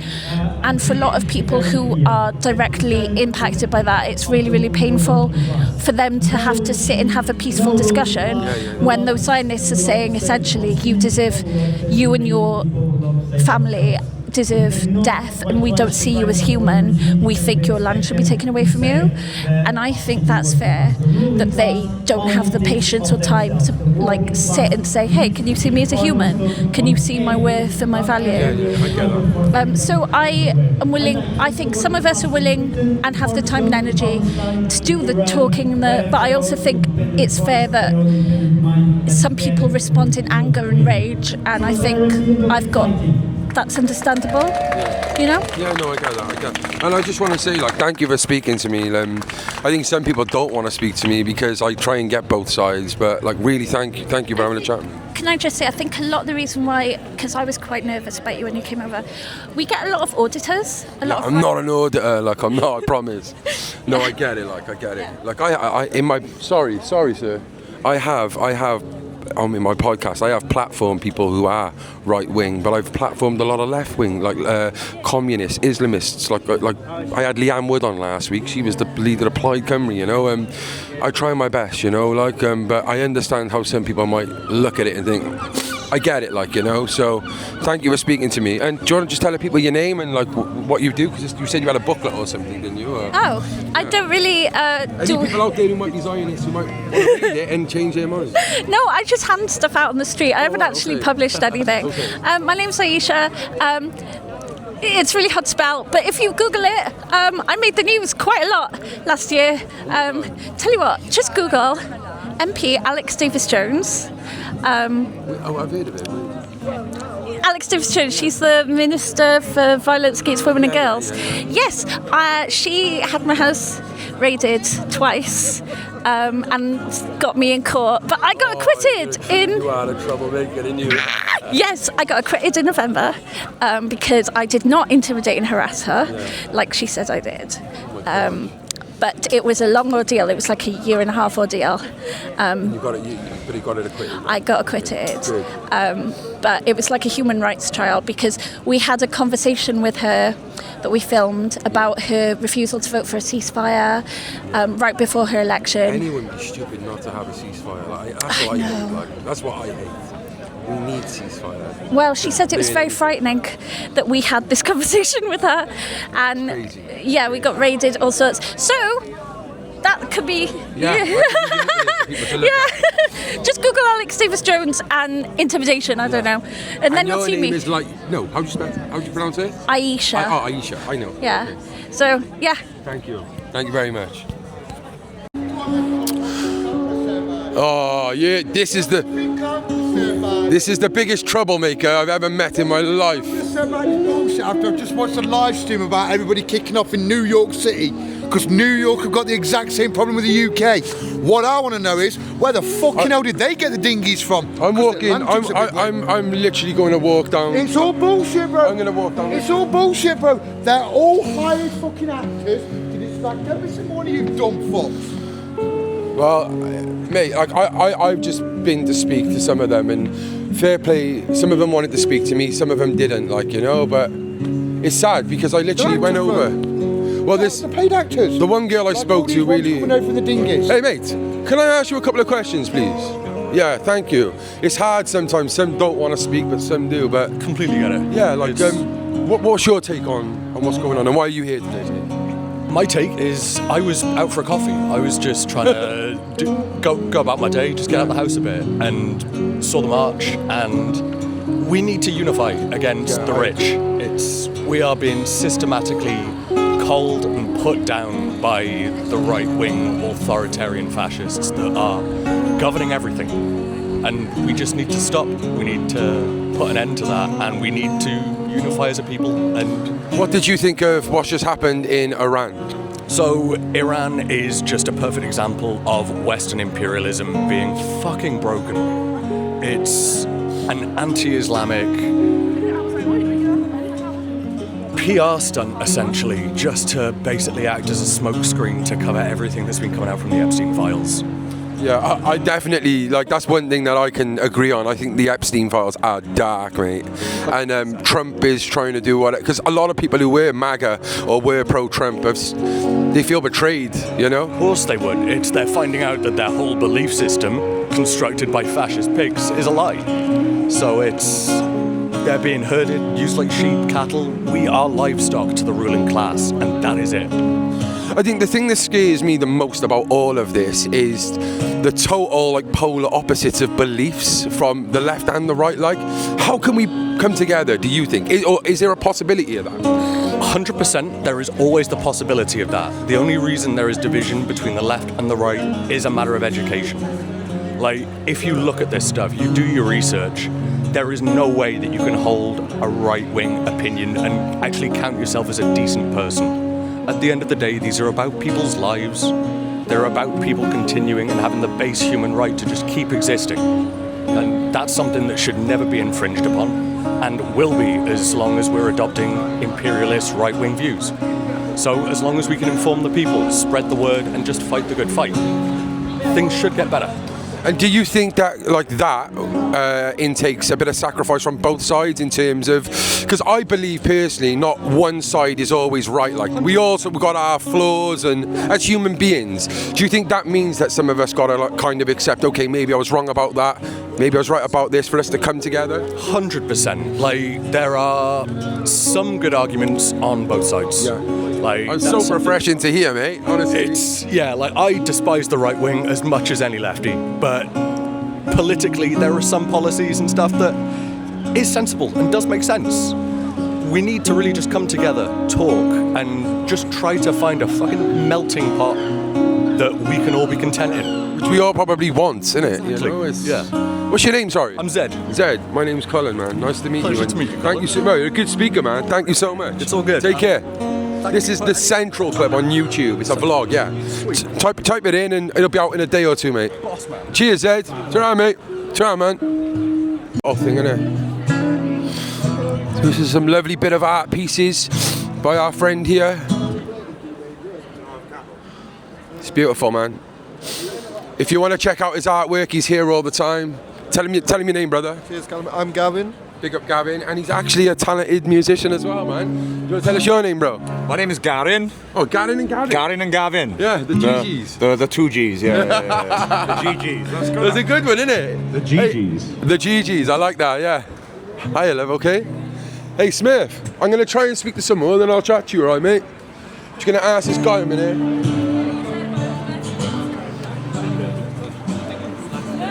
Can I speak to you? Yeah. I'll wait by you for you. Sorry. Oh, you got his little St. David's Day hat on? Yeah, man. Video on the thing? Yeah, just videoing the whole of town, yeah, man. Yeah. What's your name, bro? Curtis. Curtis. Are you at the protest? Or No. My partner's Welsh and my mate's Welsh and Cardiff, but... Yeah. Happy St. David's Day. Yeah, happy St. David's Day. Yeah, happy St. David's Day, man. Happy St. David's Day. Yeah. How's it going? Yeah, good. I saw you filming the thing. I just thought it was quite funny because the irony for me is I do understand their points around Gaza because there is a lot of stuff that's going on that's bad there in terms of civilians getting killed, etc. But the bit that was a bit ironic to me is they're making a point about people to protect thousands of miles away in Gaza, and on the corner at the same time was a girl who's Welsh. I just give it a fiver. It was asking for some cash. Yeah, exactly. So my point is around, like, you're there talking about people thousands of miles away, help them, and yeah, some of their points are really valid, but it's help your own first is always my thing as well. Like, there's literally a girl on the corner at home, like, talking about, can you help me out? There you go. You okay? Sorry, bro. Sorry. At the same time, you've got her sat there, and it's like everyone's ignoring her to talk about people this is the helping them irony of thousands it, of miles away. It's so upsetting. Yeah. And the other thing is, down the end, you've got Iranian people, actually people who've got family in Iran, who have fled Iran, celebrating what's happened because they feel like they're being liberated.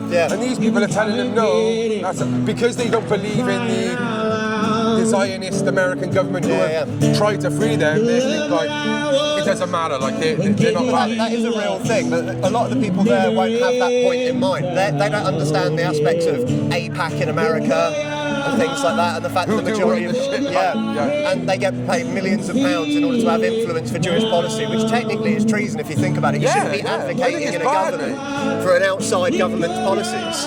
Well, they're more concerned of them than the American people. But a lot of that, my point is, it's virtue signalling around a surface level point of just don't kill innocents, when they won't understand the full picture a lot of the time, and actually they've got someone there from their own country asking for a bit of help and they're ignoring that.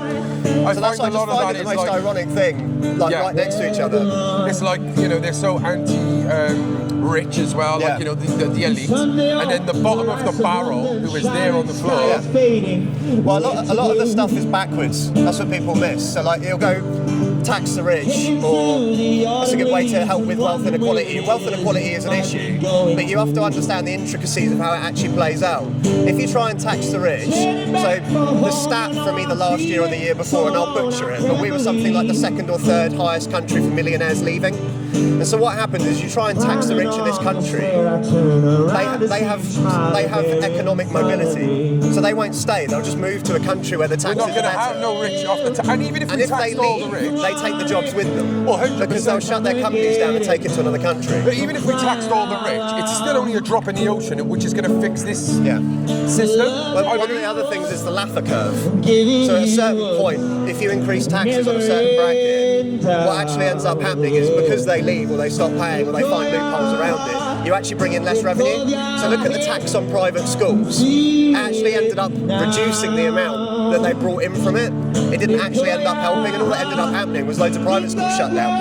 Yeah. You seem like you were very versed on all of this. What do you do? I work in funding, so like helping startups with like getting money for like government projects and things like that. So if you're a biotech and you're trying to fund like a cancer research program, we help fund them. So you think the funding system is corrupt? In terms of public services, charities? Public sector? Yeah. So I used to, before working in innovation funding, I used to work in public sector contracts. And the reality is, 9 times out of 10, a public sector contract is written for someone or with someone in mind. Yeah. Because it's not when a tender hits a public sector forum.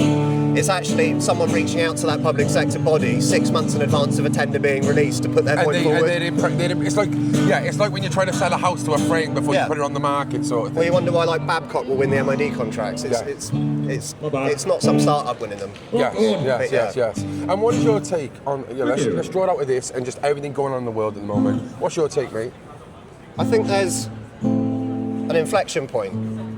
I think people are starting to wake up because of certain things like Epstein files, what's going on in Gaza, what's happening around the world, certain government bodies. You look at Peter Mandelson turn up in the Epstein files, you look at what's happening with Keir Starmer, you look at what's happening with Labour, you look at reform and actually the fact that reform is... When you look at what's actually happening within reform and how much they're backtracking on some of the points that they made, they're not actually what they're proposed to be. A lot of the time they're controlled opposition. Rupert Lowe might even be as well. Yeah, well, if he's on the stage, he's controlled. That's the element. So like you look at what he's saying, and I agree with a lot of the points he makes, but it's whether he would actually do what he says. Is Rupert Lowe brought in to split the right? I don't know. Is it a thing of like, just say what they want to hear, like Reform did in the early days? And it's like the Tommy Robinson protests. A lot of his back-end funding is from places like Israel. And so what you don't realise is he is deliberately brought up to paint a bad narrative of people. They'll bring in people like, have you heard of agent provocateurs? Yes. And they'll bring them into protests to deliberately make them violent to destroy the point of what's going on. But you ask me like overall what's happening, I think it's an awakening period where if you don't, I think people's eyes are being opened right now, and I think it's at the point where it either tips over and just continues the way it's going, or it kicks off. And the problem is it kind of might actually have to kick off in order to make change, and I hope it doesn't, because then that can potentially turn violent. Mate, you're a great speaker. What's your name? Curtis. And where are you from? Well, I'm middle of the countryside originally, like near Reading, tiny little village called Harley Whitney. It's great speaking to you, mate. You're a good speaker. Thank you. Wish you the best. You just the Cardiff City one. Tell me your opinion on Cardiff. Are we going up or what? I reckon we are going up, to be honest. We've had a solid season. Obviously, we had that blip last week against Plymouth Argyle. Strong yesterday. Oh, yeah, great win. Obviously, I definitely feel like, how Ryan Murphy's put it into that team, like even after a big loss like that, it hasn't affected the boys. And especially with being young lads, fresh out the academy, normally you'll see that with like bigger teams who don't incorporate their youth team, their heads are going to drop and they might not have the career they could have, obviously. But we've seen it with Dylan Lawler. He's been out with the side for one now, a good 2 months or whatever. Obviously, I can't remember what was it for. Was it an injury? But I 100% do think that he could be one of the best centre-backs Wales has ever produced. And that's all down to Brian Murphy, to be honest. We seen it last season with Reece and Bullock. They were so hesitant to use him, and even in that one game against Villa, seen he was quality. But I seen the potential there already. But obviously I gotta hold on to it, mate. Oh yeah, but I definitely feel we could also get a good. I mean, if we're getting 10 million for Matt McGuinness, imagine what we could get for Lawler. Yeah. Like the club's interested in him already. If we can keep on to like him, Pacquiao, Ashford, all them, we could go far. I'd like to keep on the trot as well, but I don't know if we will with the West Ham situation. Yeah, I'm not too sure. I mean, I don't know what happened at Copenhagen. I mean, if you remember Runnison, I played first, he ended up pushing him out of the squad. I'm just like, what's happened there? Because, I mean, we seen Runnison when he played for us, he couldn't even catch a cold for God's sakes. But I definitely feel if we, I mean, Tyra's a quality keeper himself, but we got 3 quality, I mean, we've got Turner, Tyra and Trot. Like, if we can, exactly, if we can keep on to them 3, we could go far, but I just don't see it. I don't see us keeping Trot, especially with Tyra coming in, but... Well, maybe I'll see you at the stands and we'll have a chat on the central stand, have a good one. And what's Thank your name? Mason. Mason, nice to meet you, brother. God bless. God bless. Ta-ra, boys. Cheers. Yeah, nice to meet you, bro. My neck of the woods. You've had bargain fight on your videos, I think you was. Yeah. I'm from Rumney, but further up, like. Are you, yeah? Big up the Rumney. I got to come back and do, is it Tanner Bryn? Tanner Bryn, that's where that's where I was born, Tanner Bryn. I got to do Tanner. I've done the top site, but I need to do it. Tanner Bryn's a thing here now. Well, it looked a bit nutty. When the sun's out, there's lots of characters Have you in heard it. of the David Cook murder? No. Sorry, so look into David Cook. Okay. He was a murderer. There was a murder there about 15 years ago. And he'd murdered once before, so that's a really interesting story. But maybe when I come up, you can do me I don't live in. I live in Bridgend now. Oh, do you? Move for love, I did. But it's still got family up here. Like, but yeah, Tanner Bryn, I know. That's where I grew up, basically. Yeah. Hey, it's lovely to meet you, man. Yeah, you too, man. All the best. City Central. Sorry, love. Sorry. You almost ran me over. Sorry. Can we have a couple of words? Is that all right? Hi guys, all right? I know we've been meaning to do a podcast. I really want to do it. My studio's in Canton, mate. If you want to come and do it, I'm more than happy to have you on, mate. Yeah, man, I'll be happy for that. It's alright if I just get a couple of... Yeah. Hi, all right? Yeah, let's just basically what you think of what's going on with Iran, mate? Let's be clear, man. Like it's an imperialist war, really. I mean, I was born in Iraq, so like I understand the effects of a war that you've got 2 imperialist countries, in that case the UK and the US, and obviously NATO, etc. later on. But you had 2 countries that essentially thought they could bring democracy through bombs, and they apparently thought they could liberate people. They essentially thought they could liberate people through killing them. I mean, it's just. And thing is, let's just be honest. Like, it's a lie. They know what they're doing.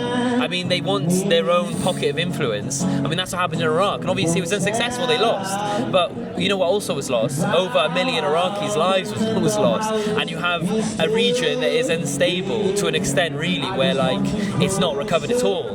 And now with Iran, what's happening? Iran's bombing different countries around them. Yeah, and crazy. Well, they're doing that though because they're trying to survive. I don't justify. I'm not saying that. What I'm saying is that they're doing desperation. That's a desperation. Because if they escalate it and they attack the client states of the US, then they can basically say to the US, this war is going to be too costly for you. Like we're gonna bring the whole region with us. Yeah. And they're doing that as a last ditch attempt because they've got no chance. Yeah, it's like, if nuclear bombs ring down, everyone will hit the nuclear switch. Obviously, this is kind of Iran's desperate attempt of just saying, look, we're just going to hit these targets anyway, and hopefully you will stop. What I want to know is, obviously, we all know the Iraq War was a fucking joke, mate. We all hate it. Yeah, it was all lies. All lies, mate. All of those wars are, mate. Yeah, of course. But do you think Iran is different in Iraq and Afghanistan because of a lot of people wanting their freedom from Islam? Do you think that plays a role, or do you think that is just total mythical? Because when I do speak to some of the Iranians, they say they just want to be free,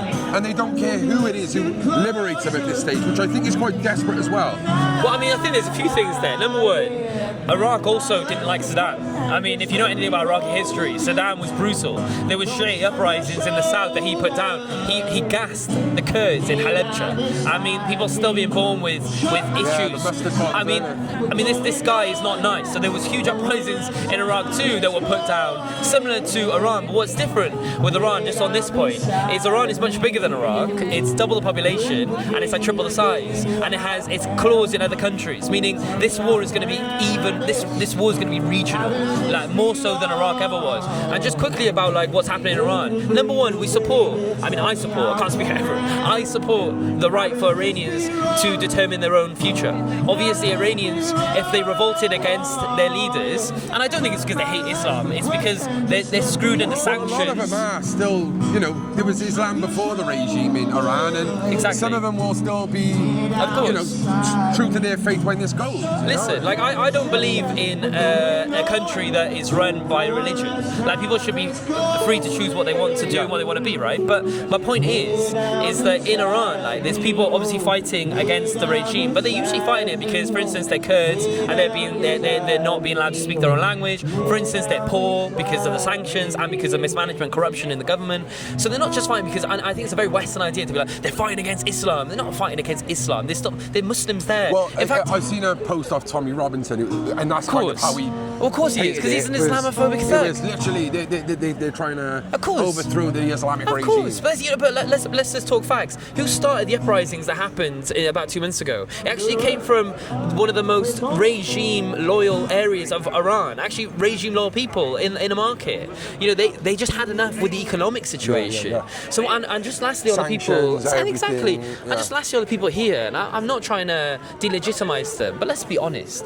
Like these are the people that fled Iran after the 1979 revolution. Often, they support the Shah, the royal family. That royal family oversaw SAVAK, which was the military, the secret police during that time. One of the most brutal human rights abusing forces in the history that we can even remember. Yeah. I mean, these are people who, of course, want to go back, but they want to go back because in their mind, they think Iran can become the new Dubai. They can go there, party on the beaches, and all this sort of stuff. Well, when you look at videos from Iran in the 1970s, it does look romantic in a way. It looks beautiful, and yeah, of course. You can imagine why people who fled back then want to go back to that. Of course. And I don't think it'll ever be that again. I spoke to an Iranian who said he fled the regime, but he would never go back even if it was liberated, because it would never be the same as what it was. So, I understand how some of these people are just hoping for something that they might not ever get. I understand that as well. It's so complicated, isn't it? It's really complicated, but let's be honest, Iraqis, if you look back at Iraq during Saddam's time, probably the most beautiful part of the Middle East, full stop.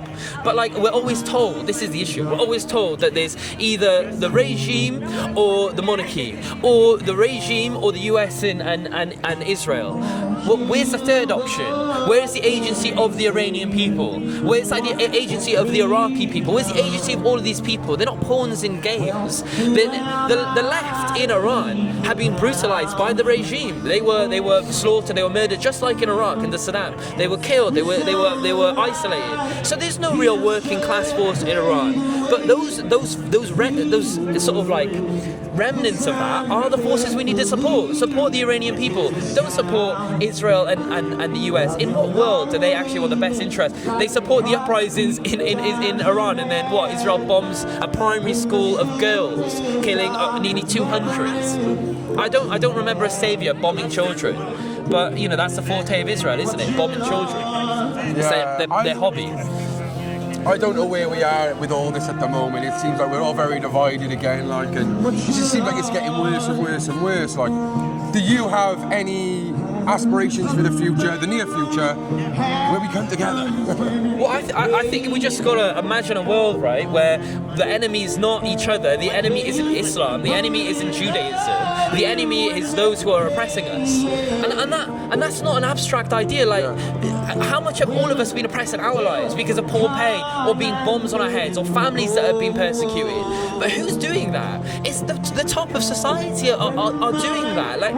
Iran and Israel and the UK and the US, they all have one thing in common. There's a ruling class that is dominating everyone below, and they're making them work awful hours, and they're struggling to survive. And if those people come together, look past this sectarian idea, for instance in Iran, whether you're a Kurd, whether you're an Arab, whether you're a Jew, whether you're a Christian, whether you're a Muslim, whatever, look past all of that across the region. I mean, that's the future. It sounds utopian, but it's also not a utopian idea, because we saw that in the Egyptian revolution in 2011, when people in Tahrir Square, millions of people went out in the space of a few days. Everyone just acted how they wanted. Almost like, and I don't want to quote Marx, but Marx says a revolution gets away the muck of the ages. This idea that we're always born with this idea of oppression, that we're fighting against each other, that people like Tommy Robinson, Nigel Farage want you to think the Muslims are the issue, the asylum seekers are the issue. People like this are evil because they want us to be divided so we can be easier to rule. And that's frankly it. No revolution in the history of the world has ever come where people have been divided. And they know that. So I personally think, from the UK standpoint, we need to stand with our Iranian brothers and sisters and say, actually, there's humans over there, there's children over there, there's women over there who are just like us. They're struggling to survive. They go home. They probably had a divorce. They've done whatever. They've all been going through the same things as us around this country. And actually identify with them, not identify with the missiles and the bombs of Israel in the US, not identify with the regime who says that people need to do what they say, and look past that. It's not utopian because these things have happened in the past, but it's the most evil people in the world trying to push us away from that and trying to say that it's asylum seekers that are our enemy, that it's Muslims who are our enemy, that in fact you have nothing to do with people in Iran. And frankly, I have everything to do with people in Iran. I'll tell you the people I don't have anything to do with. People like Keir Starmer, people like Nigel Farage, the bankers, the billionaires. I have nothing to do with them. They're the people I have nothing to do with. I've got more in common with an Iranian working class person than I do with the richest in this society. Chuck them out and bring the Iranians here. I don't care, because they're the people, they're the invaders. Thank you. Thank you for speaking to me, mate. That's all right, man. Good to see you again. Yeah, nice to see you. This is what's going on in the Cardiff. More homeless, more people on the streets. So we've seen 5 homeless. I've literally, I haven't left this area since I've come into town. 5 people on the streets we've seen so far. Take care, boys. See you soon, right? Ta-da. Like, don't get it twisted. 2 or 3 of them might be in a hostel and they might be hanging around town to try and make some money. But they are on the streets. Well, that was an interesting conversation with some of those people, wasn't it? The thing that really just deflates me and frustrates me is how just polar opposite both sides are, you know? And, you know, some of them made some great points, and so have the Iranian people over here, and so has every other opposing side I have ever spoken to on the podcast. Everyone has a good point, you know? I don't agree with everything. Some of the things I do agree with, and it's trying to find a way that we all come together. It's very tough. Quite sad that the one man didn't want to speak to me though. He literally, the first person I approached, just ignored me. And you get that with a lot of them. Really, really grateful for Aisha. I'm very grateful for that chap there I've spoken to as well. He goes to all of them. I met him, well, I never met him. I started speaking to him after the hotel protest in Roos. He was there. And we managed to speak online after. What's going on here? What's going on here? Is that a shoplift or someone fell over? What's that? He overdosed? I don't know. Ninja? I thought you meant Ninja, the guy in Cardiff Ninja.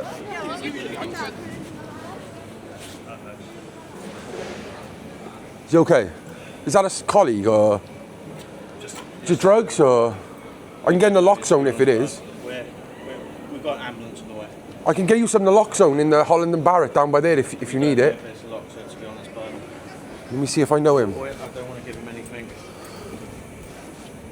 Can I see his face? Sorry, mate. Yeah. No, I don't recognise him. Yeah. Do you want me to grab some naloxone from Holland and Barrett? I don't know if it's drugs, so... But if it ain't drugs, he'll be all right though, won't he? But if it is drugs, he's overdosed. We only give them naloxone when we've been advised by ambulance, and we've not been advised to do We that. can't give him anything because we don't know what's in his You're not trained in naloxone, are you? Or? We are, but we've not been advised to give it to him, so we won't do that. Yeah? Well, there's an ambulance coming though, yeah? Yeah. Okay. We're waiting for the ambulance, but it's going to take a while. You know if the ambulance takes longer than an hour, shall I go and get naloxone? Because if it is naloxone and he overdoses, it's too late, isn't it? Yeah, well, we have to get instructed by the ambulance crews to give it. You should be trained in it to just administer it, shouldn't We you? are trained in it, but we're not allowed to give it until they tell us to. It's crazy, ridiculous, man. It is. All right, thank you. Well, I'm going to come back in an hour. If he's still there in an hour, it's probably too late. You know, and when I was working, look at that, 6 person on the streets. Sharky, what's happening? You all right? Yeah. You on the streets as well? Yeah. You haven't got a place to stay, or? Do you want me to, can I speak to you? Yeah. Yeah? All right, so man. I've been in town for about half an hour, just down there, and I've come across five people on the street so far. 5 homeless people. Yeah. Pretty sad, isn't it? It's more than that, like, so I mean, it's just they're not about. Yeah, if you just hold that a minute, I'm going to get a microphone in a minute. On the streets, because like basically the council say that because my mum passed away and everything, I've got no local connection, and that. So like basically, I'm just waiting for a private landlord with accommodation. Where are you from? Originally from Newport. Where did your mum live? Here in Cardiff. And you lived with your mum, yeah? No, I've been in care all my life, from 6 months up to 21 years of age. So yeah. Did you ever have you ever had a house from the system? I had a flat back about like 20 odd years ago. Okay. So you know yeah, what I mean? But lifetime ago. Yeah. You know what I mean? Because like I'm 50 years of age, like. Yeah. How long have you been on the waiting list? Yes, brother. Huh? Okay. That's okay, bro. It's okay. Are you on the streets as well? Yeah. So you're the 7th person I've met now coming down, the 7th person on the streets. You know what's mad as well? What's that? There's a guy around there. I used to be a heroin addict, yeah. So I know, yeah. There's a guy around there. I don't know if he's overdosed or not. He's breathing heavy, right? Yeah. He's not responding. The 2 coppers, I went, shall I get you in the lock zone? I used to train up all the staff in the lock zone. Oh, I'm trained in it. I said, shall I get you in the lock zone? They went, oh, no, we're not giving him the lock zone. I said, why? He went, oh, we got to wait for the ambulance. The ambulance might take 7 hours. No, why ain't they giving him the lock zone? That's against the law. I might go and get it now and just jab him up. I swear. That's against the law. That's why, right, yeah, they trained a load of us up for the naloxone. Yeah. Because basically, if it's an ambulance that takes 7 hours, that is to help. Right. If I go to Holland and Barrett now and there's a naloxone pen there, will you administer him? Yeah. I'll be back now. Yeah. Because if it's here and if he ain't got drugs, he'll be okay. Yeah. Do you know what I mean? But if he is on heroin, you've saved his life. I'll be back now. Fucking hell. This is the reality. Like, I'm not having to go with that girl there, I'm not having to go with anyone, but they should be carrying the naloxone. That man is heavily breathing. You know, and if you haven't, part of the training is, right, what naloxone does is it shouldn't make you, it won't make you ill. If you haven't taken heroin, it'll just do nothing to you. If you have taken heroin, it's going to save you. So they should be jabbing him up. The Holland and Barrett was here, there's a new one there, I hope it haven't moved. I did train up Costa Coffee as well, which is down by here. We'll go and see if they've got naloxone. If they haven't got naloxone, right, the drug services need to sort this out. This is ridiculous. Yeah, look at that. We've got another homeless person on the streets, look. Fucking nuts. Who's that, Tiny? Yeah. Tiny, brah? You got any naloxone? Naloxone. Hello. You, Callum? Hiya, mate. You okay? Jamie, my name. Jamie, nice to meet you. I just gotta go in Costa a minute. I'll be back now. Here's the Iranian people. Hey, excuse me. I don't know if you can help me. So basically, I used to be a drug and alcohol worker and used to train up all the staff in certain shops of naloxone. It's basically something to reverse overdoses. I trained this shop up about 2 years ago. Okay. Can you have a look in your first aid kit if any of you got naloxone here? It comes in a yellow stick. Yes, great. Thank you. So, they don't have naloxone in there, so... You okay? What? I've always thought you were a Grangetown boy. You thought I was a Grangetown boy, really? Yeah. This guy thought I was a Grangetown boy. Yeah. I'm a Fairwater boy. Fairwater, nice. What part are you? Near Whitchurch. Ah, nice. And your name's Jamie, yeah? Jamie Davis, yeah. Tell me something interesting about yourself. I love my mum. I love my mum too, brother. Yeah. I love my mum too. Yeah. What do you think of Cardiff, mate? It's cool. I love cool it. Place, isn't it? Yeah. Are you going to be on YouTube? Yeah, you're on YouTube. Oh, wow. Nice. Stay central. Yeah. Ta-da, mate. Oh, look, we've got another. Right? Yo, you got any naloxone? Have you got any? That's so basically no naloxone. So that man will probably overdose. Hope and pray he doesn't. But yeah, it's just madness. Good day, look. A lot of the Iranians, as you can see.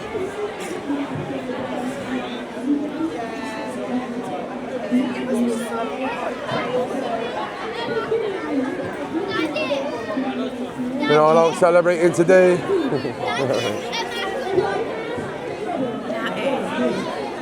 Say hello, bro. What's happening? You alright? You okay? How's it going? Say hello, bro. Hello to everybody. How you feeling? Amazing, amazing. We're celebrating the death of Ayatollah, this dictator, and it's just the beginning of our way. That's why we're supporting the people in Iran. We want all the support to continue until people in Iran can get free. Amazing. Yeah. I've just been down the bottom and saw the people opposing this. Yeah. What do you say to those people? Don't know, we're just fighting for our rights. We're fighting for our rights and we're fighting for truth. So I don't know what they're doing for that. Yeah, I think what they're upset about is that America, Israel, they're so against them that they just don't see the bigger picture, I think. Exactly. We're standing with the truth side of the history. So we just want them to realize that it was the Ayatollahs that they was supporting the terrorist group all over Middle East. It was them funding them. So by them going away, all the terrorist group in the Middle East as well, they will lose their support, they will lose their funds. So they can, all people over, we want peace all over Middle East, all over the world, everywhere. That's Amen. what we want and fight for. Tell the people your name. My name is Arif, and yeah, God bless America, God bless Israel, God bless Iran, and I hope we have peace all over the world. Yes, brother. Yeah? Nice Amen. to meet you. Nice Take to care. meet you. Take care. There was a fight here, you missed it. A fight? Well, it's pro-Palestinian.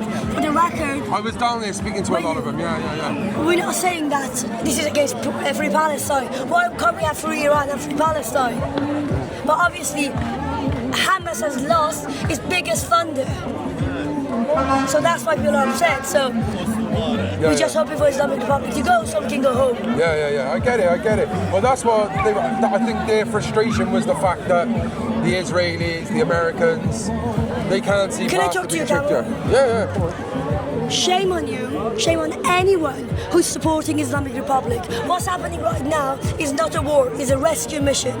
90 million people were captured by Islamic Republic. They closed the door on the country, they shut down the internet, they killed more than 40,000 people. Where were you there?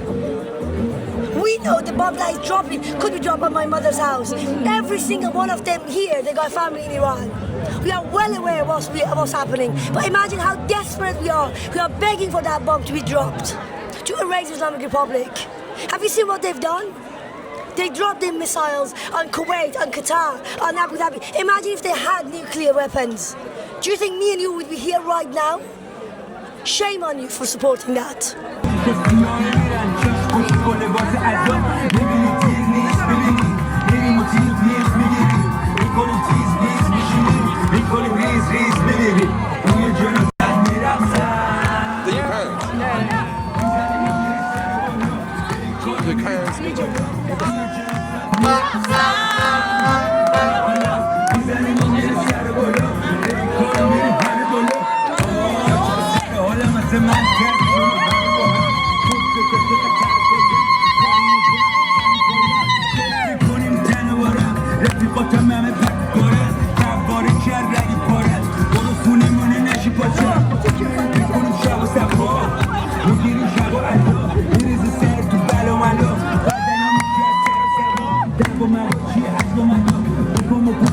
Como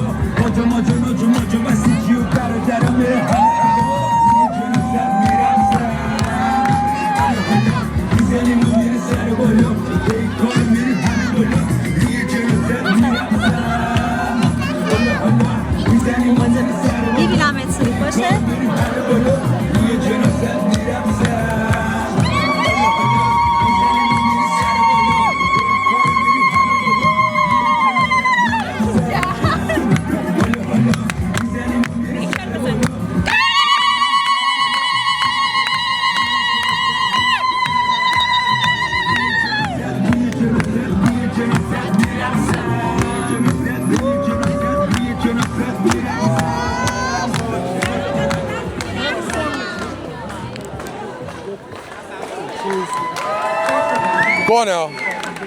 Thank you. Yeah, bro. You came okay? too late. Huh? You came too late. No, it's all right.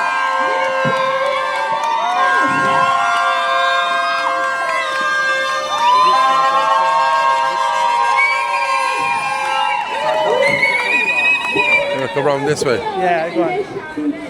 Hey, you okay? How are you? Good. Good to see you. Good to see you. How are you feeling 24 hours later? Oh, I can't believe my feelings. It's like something I can't even sit. You know, when I heard yesterday the Supreme Leader is dead, it was new world. You know, everything had a different color. It was unbelievable. It was like going from black and white to color TV, yeah? Exactly. So I can't describe how I'm feeling. I'm so excited. Despite I am really sad for what's happening here on IRGC yesterday, as myself the school in middle of Iran, 58 students, girl students has been killed. It makes me frustrated. But at the other side, I can't say I'm not excited for what's happened to the IRGC. When I was speaking to people down the other end, they seemed to think that it was America who bombed the school. No, it's impossible. It's America will never do that. There are innocent people. We know this is a pattern of the IRGC. They are always bombing the innocent people. Months ago, they killed more than hundred thousands of innocent people. So that pattern is obvious. You can't blame America or Israel. They are trying to make a smoke screen for what's happening in the reality, to cover everything, to just blame the U.S. for killing innocent people. But no, that strike is only focused on the IRGC member. That's impossible. Those armies from U.S. or Israel kill the innocent people of Iran. They are alive and they are here to support us. Yeah. Hey, I see the women and the children dancing, man. It's really nice to see you. Yeah, after like 48 years of slavery, or what can I call it? Finally, we are free of the shadow of the supreme leader and all the Islamic propaganda in our country. So that's all today, bro. Hello. Happy St. David's. Yeah, you too, bro. Yeah, man.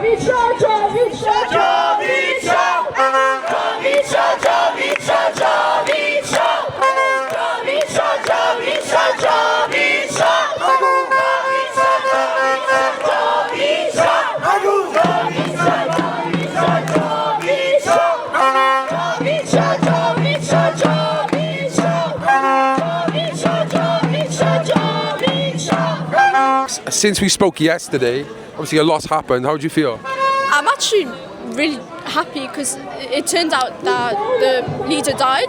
That's good, but we're getting there. But we just need like more people to die, then we'll be free. We'll be free. Yeah. It sounds quite brutal, more people to die, but you mean people who were involved in this regime, basically, yeah? It does seem brutal, but to be honest, like the way that they've been like reacting, I'm happy that they died. Like I'm not gonna lie, like I'm really proud that they died. They've killed friends and family of you and your family, yeah? Yeah, and obviously that hurts, and then obviously over 40,000 people. That's just like, I don't know what's going on with them. So I'm actually happy they died. They've been killing lives, so they shouldn't lose theirs. Yeah, exactly. It's bad, isn't it? Yeah. So, where do you go from here now? Like, are you going to keep on coming out and celebrating or raising awareness? Or? Yeah, we're going to keep on raising a bit of awareness. We're going to celebrate, do our dance, and then yeah. Yeah, good. Well, it's good to see you. I've seen you on the microphone, loud and clear. Yeah. keep doing your thing. Yeah, nice to meet you. And you, take care, right? Dynamic then, are you two a couple? Yeah, so we've been married for 10 years, been together 30. Wow, congratulations. Yeah. Thank you. Before we start this, tell us the love story. How did you meet? You better say In case I get it wrong. You know? Yeah. No, we met through work. Work? Yeah. Oh, that's beautiful. It's Yeah, better than the dating sites of this age, isn't it, you know? Well, we're traditionalists, aren't we? Yes, Yeah, definitely. absolutely. And obviously he came out with his Persian values and everything and treated me like a princess. But things have gone downhill since. That's not the values, that's just him. tell me about this whole ordeal. How are you clearly happy for what's going on? I see you waving the traditional flag. Yeah, you know what? It's mixed feelings, isn't it? Because we're happy because eventually we're seeing things happen. Like we've been together 30 years, and I just watch the protests every couple of years, seeing how indiscriminate they're murdering people, how they cover everything up, how they execute and do all those horrible things. So it's been really painful, you know, and we've lived it together. You've lived it more than me. Yeah. Because he hasn't been back for 47 years. Yeah, initially I came to this country to study, and unfortunately because the revolution broke out, I couldn't go back. So I've been here since 1978. So you was here, but when before the revolution. Well, initially we came here to study for 4 years, 5 years, and go back home. Yeah, didn't plan to stay. Yeah. I had no plan to stay in this country, but not to say that I haven't been happy living in here. But, well, he met me, so obviously it came out really well. But I assume you still long to go back to your old street. 100%. And I imagine you have conversations and wanted to take her back. 100%. Yeah. We like to go back. Obviously, we have got base in here. You know, we got family and friends and things like that. But we'll be traveling back and forward. You know. So yeah, definitely 100% we go. I think the really poignant thing though is, like, I could go back. I could go on a guided tour back to it, you know, or not go back, but go and visit Iran. Yeah, it would be, you'd be there as a tourist, it wouldn't be on... But I could never go by myself and come back. Can you imagine saying to my husband, I've gone to your homeland that you haven't been able to go back to? We want to go together. Of course, it's ever so special. Yeah. Kiss the soil. Yes, that's right, yeah. And is this something that you've dreamt of then? Oh, every day. For 47 years, yeah. Every day. Definitely. You know, I imagine the conversations you have. What's it like back at home? What's this like? What's that like? Oh, the story I've told there is just repeated stories, you know, over and over and over again, you know. So I know. That's what. Sorry, go on. No, I was going to say the beauty of social media. I probably know more about Iran than he does. Yeah. When I watched the old reels back of how it was back then, and you know, watching Frank Sinatra sing and stuff like that. It's just amazing. I'm from that era, you know. I never lived the Islamic Republic regime, you know. I used to live the Shah's regime, and it was wonderful. It was I had the best childhood that I could ever dream of. Yeah, people say like, people who oppose this, you know, they like to say, the Shah was just as bad. Yeah, that was all the propagandas, you know. He was never a dictator. He was a loving king, you know, and we were all happy. You know. But let's not be round the bush. Any country, government, regime, whatever you want to call it, they all have their pros and cons anyway. Nobody's perfect. Yeah, but to be honest, I can easily put my hand on my heart and say he was perfect. Wow. He was perfect. Do you understand? I mean, the progress he brought to Iran, it was unbelievable in such a short time, you know. I mean, Iran from a third world country, we were just progressing towards a first world country, you know, in such a short, within 15 years. When you think about 70-80% of the people were illiterate, they couldn't read or write. Within 15 years, 90% of the people, we had university graduates, you know, people could read. It was just toward... Yeah, and when we're taught now that that's Western imperial, that's Western value, like it's a bad thing, isn't we? That's what we're taught. We like the Western values, definitely, 100%. We welcome it with open arms. You know, we respect it, and it's good for the country. I won't say no. Yeah. Thank you. My country. Thank you. God bless. Thank you. No, thank you. There's no CBD in this, no. Thank you, bro. Take care, bro. Altogether, I just hope that this revolution goes ahead and produce something good. We really want Reza Pahlavi to come back, our true king, to come back and continue what his father was doing, you know, in 1970. Well, he's going through the same struggle as you is. He hasn't been back before. Definitely, yes, 100%. So I can exactly know how he feels, you know, being away from home for 47 years. About the same age, yeah, we are basically the same age, you know. So it's only about 6 month difference. Wow, that's crazy. Yeah. So, yeah. What a way to put it. And I just hope, you know, when Iran is free, you can come and visit my beautiful country, ancient country. My friends from Shiraz, others from Tehran. I'd love to go back. Where were you from? Tehran. From Tehran. Yeah. But Iran is the oldest country in the world, you know, so we got so much to show. I mean, tourism would be, they would really enjoy it coming to Iran and see the beauty of our ancient country, you know. I think it's not just that though, is it? It's like if you look at the education and just you're talking about the Shah, he was so insightful, and it's like that's ingrained in people. Yeah. He was an absolute visionary man. He was taking us to a place that we couldn't imagine, to be honest. I think that was. I think that's that why was he the did. risk. That's what the risk was for the West, wasn't it? Yeah. And I think they've kicked their teeth. You know, they've kicked the ground ever since in regret. Yeah, I think he was 50 years ahead of the people. Do you understand? Time, You know, his vision was too much for the population at the time, you know. So okay, I'll give you a call. Okay. But yeah. So long live Iran. God bless oh, Iran. definitely. Long live Iran, Payande Iran. Long live the Shah. Any last words? Just can't wait to book that ticket. Yes. And go and see the country, and you know what? The way the UK's going at the moment, I think I may even emigrate. Yeah. Don't blame you. Don't blame you. Yeah. It's lovely speaking to you both. What's your name? Sorry. I'm Alison. Alison. Mac. Nice to meet you, Mac. You Alison, too. God bless. Wish you all the best. Right then, so there we have it. We've seen both protests. I call it pro-Palestine because, you know, although apparently they were saying about no war in Iran, they were still waving the Palestinian flag, so I just call it the pro-Palestinian. Spoke to some of the individuals, they had some really, really good points, but at the same time I just can't get my head around the, you know, why ain't you happy for the Iranian people? That's what, you know, and if they were happy for the Iranian people, why not come down, celebrate with them and speak to them and speak out the differences in what you think is contradictory on both sides, you know? That's what I'd like to see. So yeah, that was really good. Obviously coming back down here then, seeing the Iranian people who I met yesterday, the smiles on their faces, so happy. It's just great to see. But then the overarching trend again in the city centre of Cardiff, as we have wars going on all over the world. Take care, love.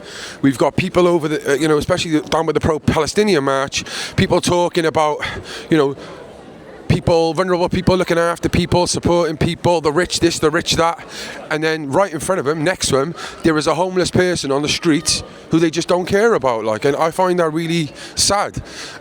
Also, we had someone who's overdosed down here.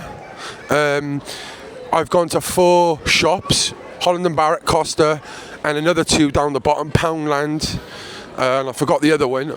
All places that I went to train up naloxone 2 years ago, and not one of them have got, they're not carrying naloxone. All right, and the police are not carrying naloxone either. But if I pan here now, I've been here for about an hour and a half, and look, the ambulance is here now. The ambulance has finally showed up, right? So what does that say? If someone's overdosed, if this guy actually overdosed, they're probably too late now. Let's find out if he did get administered naloxone, or we'll have a look now quickly. You know, I'd like to be wrong. I'd like to think, no, it's okay, it wasn't heroin, but it's better to be safe than sorry. Yeah.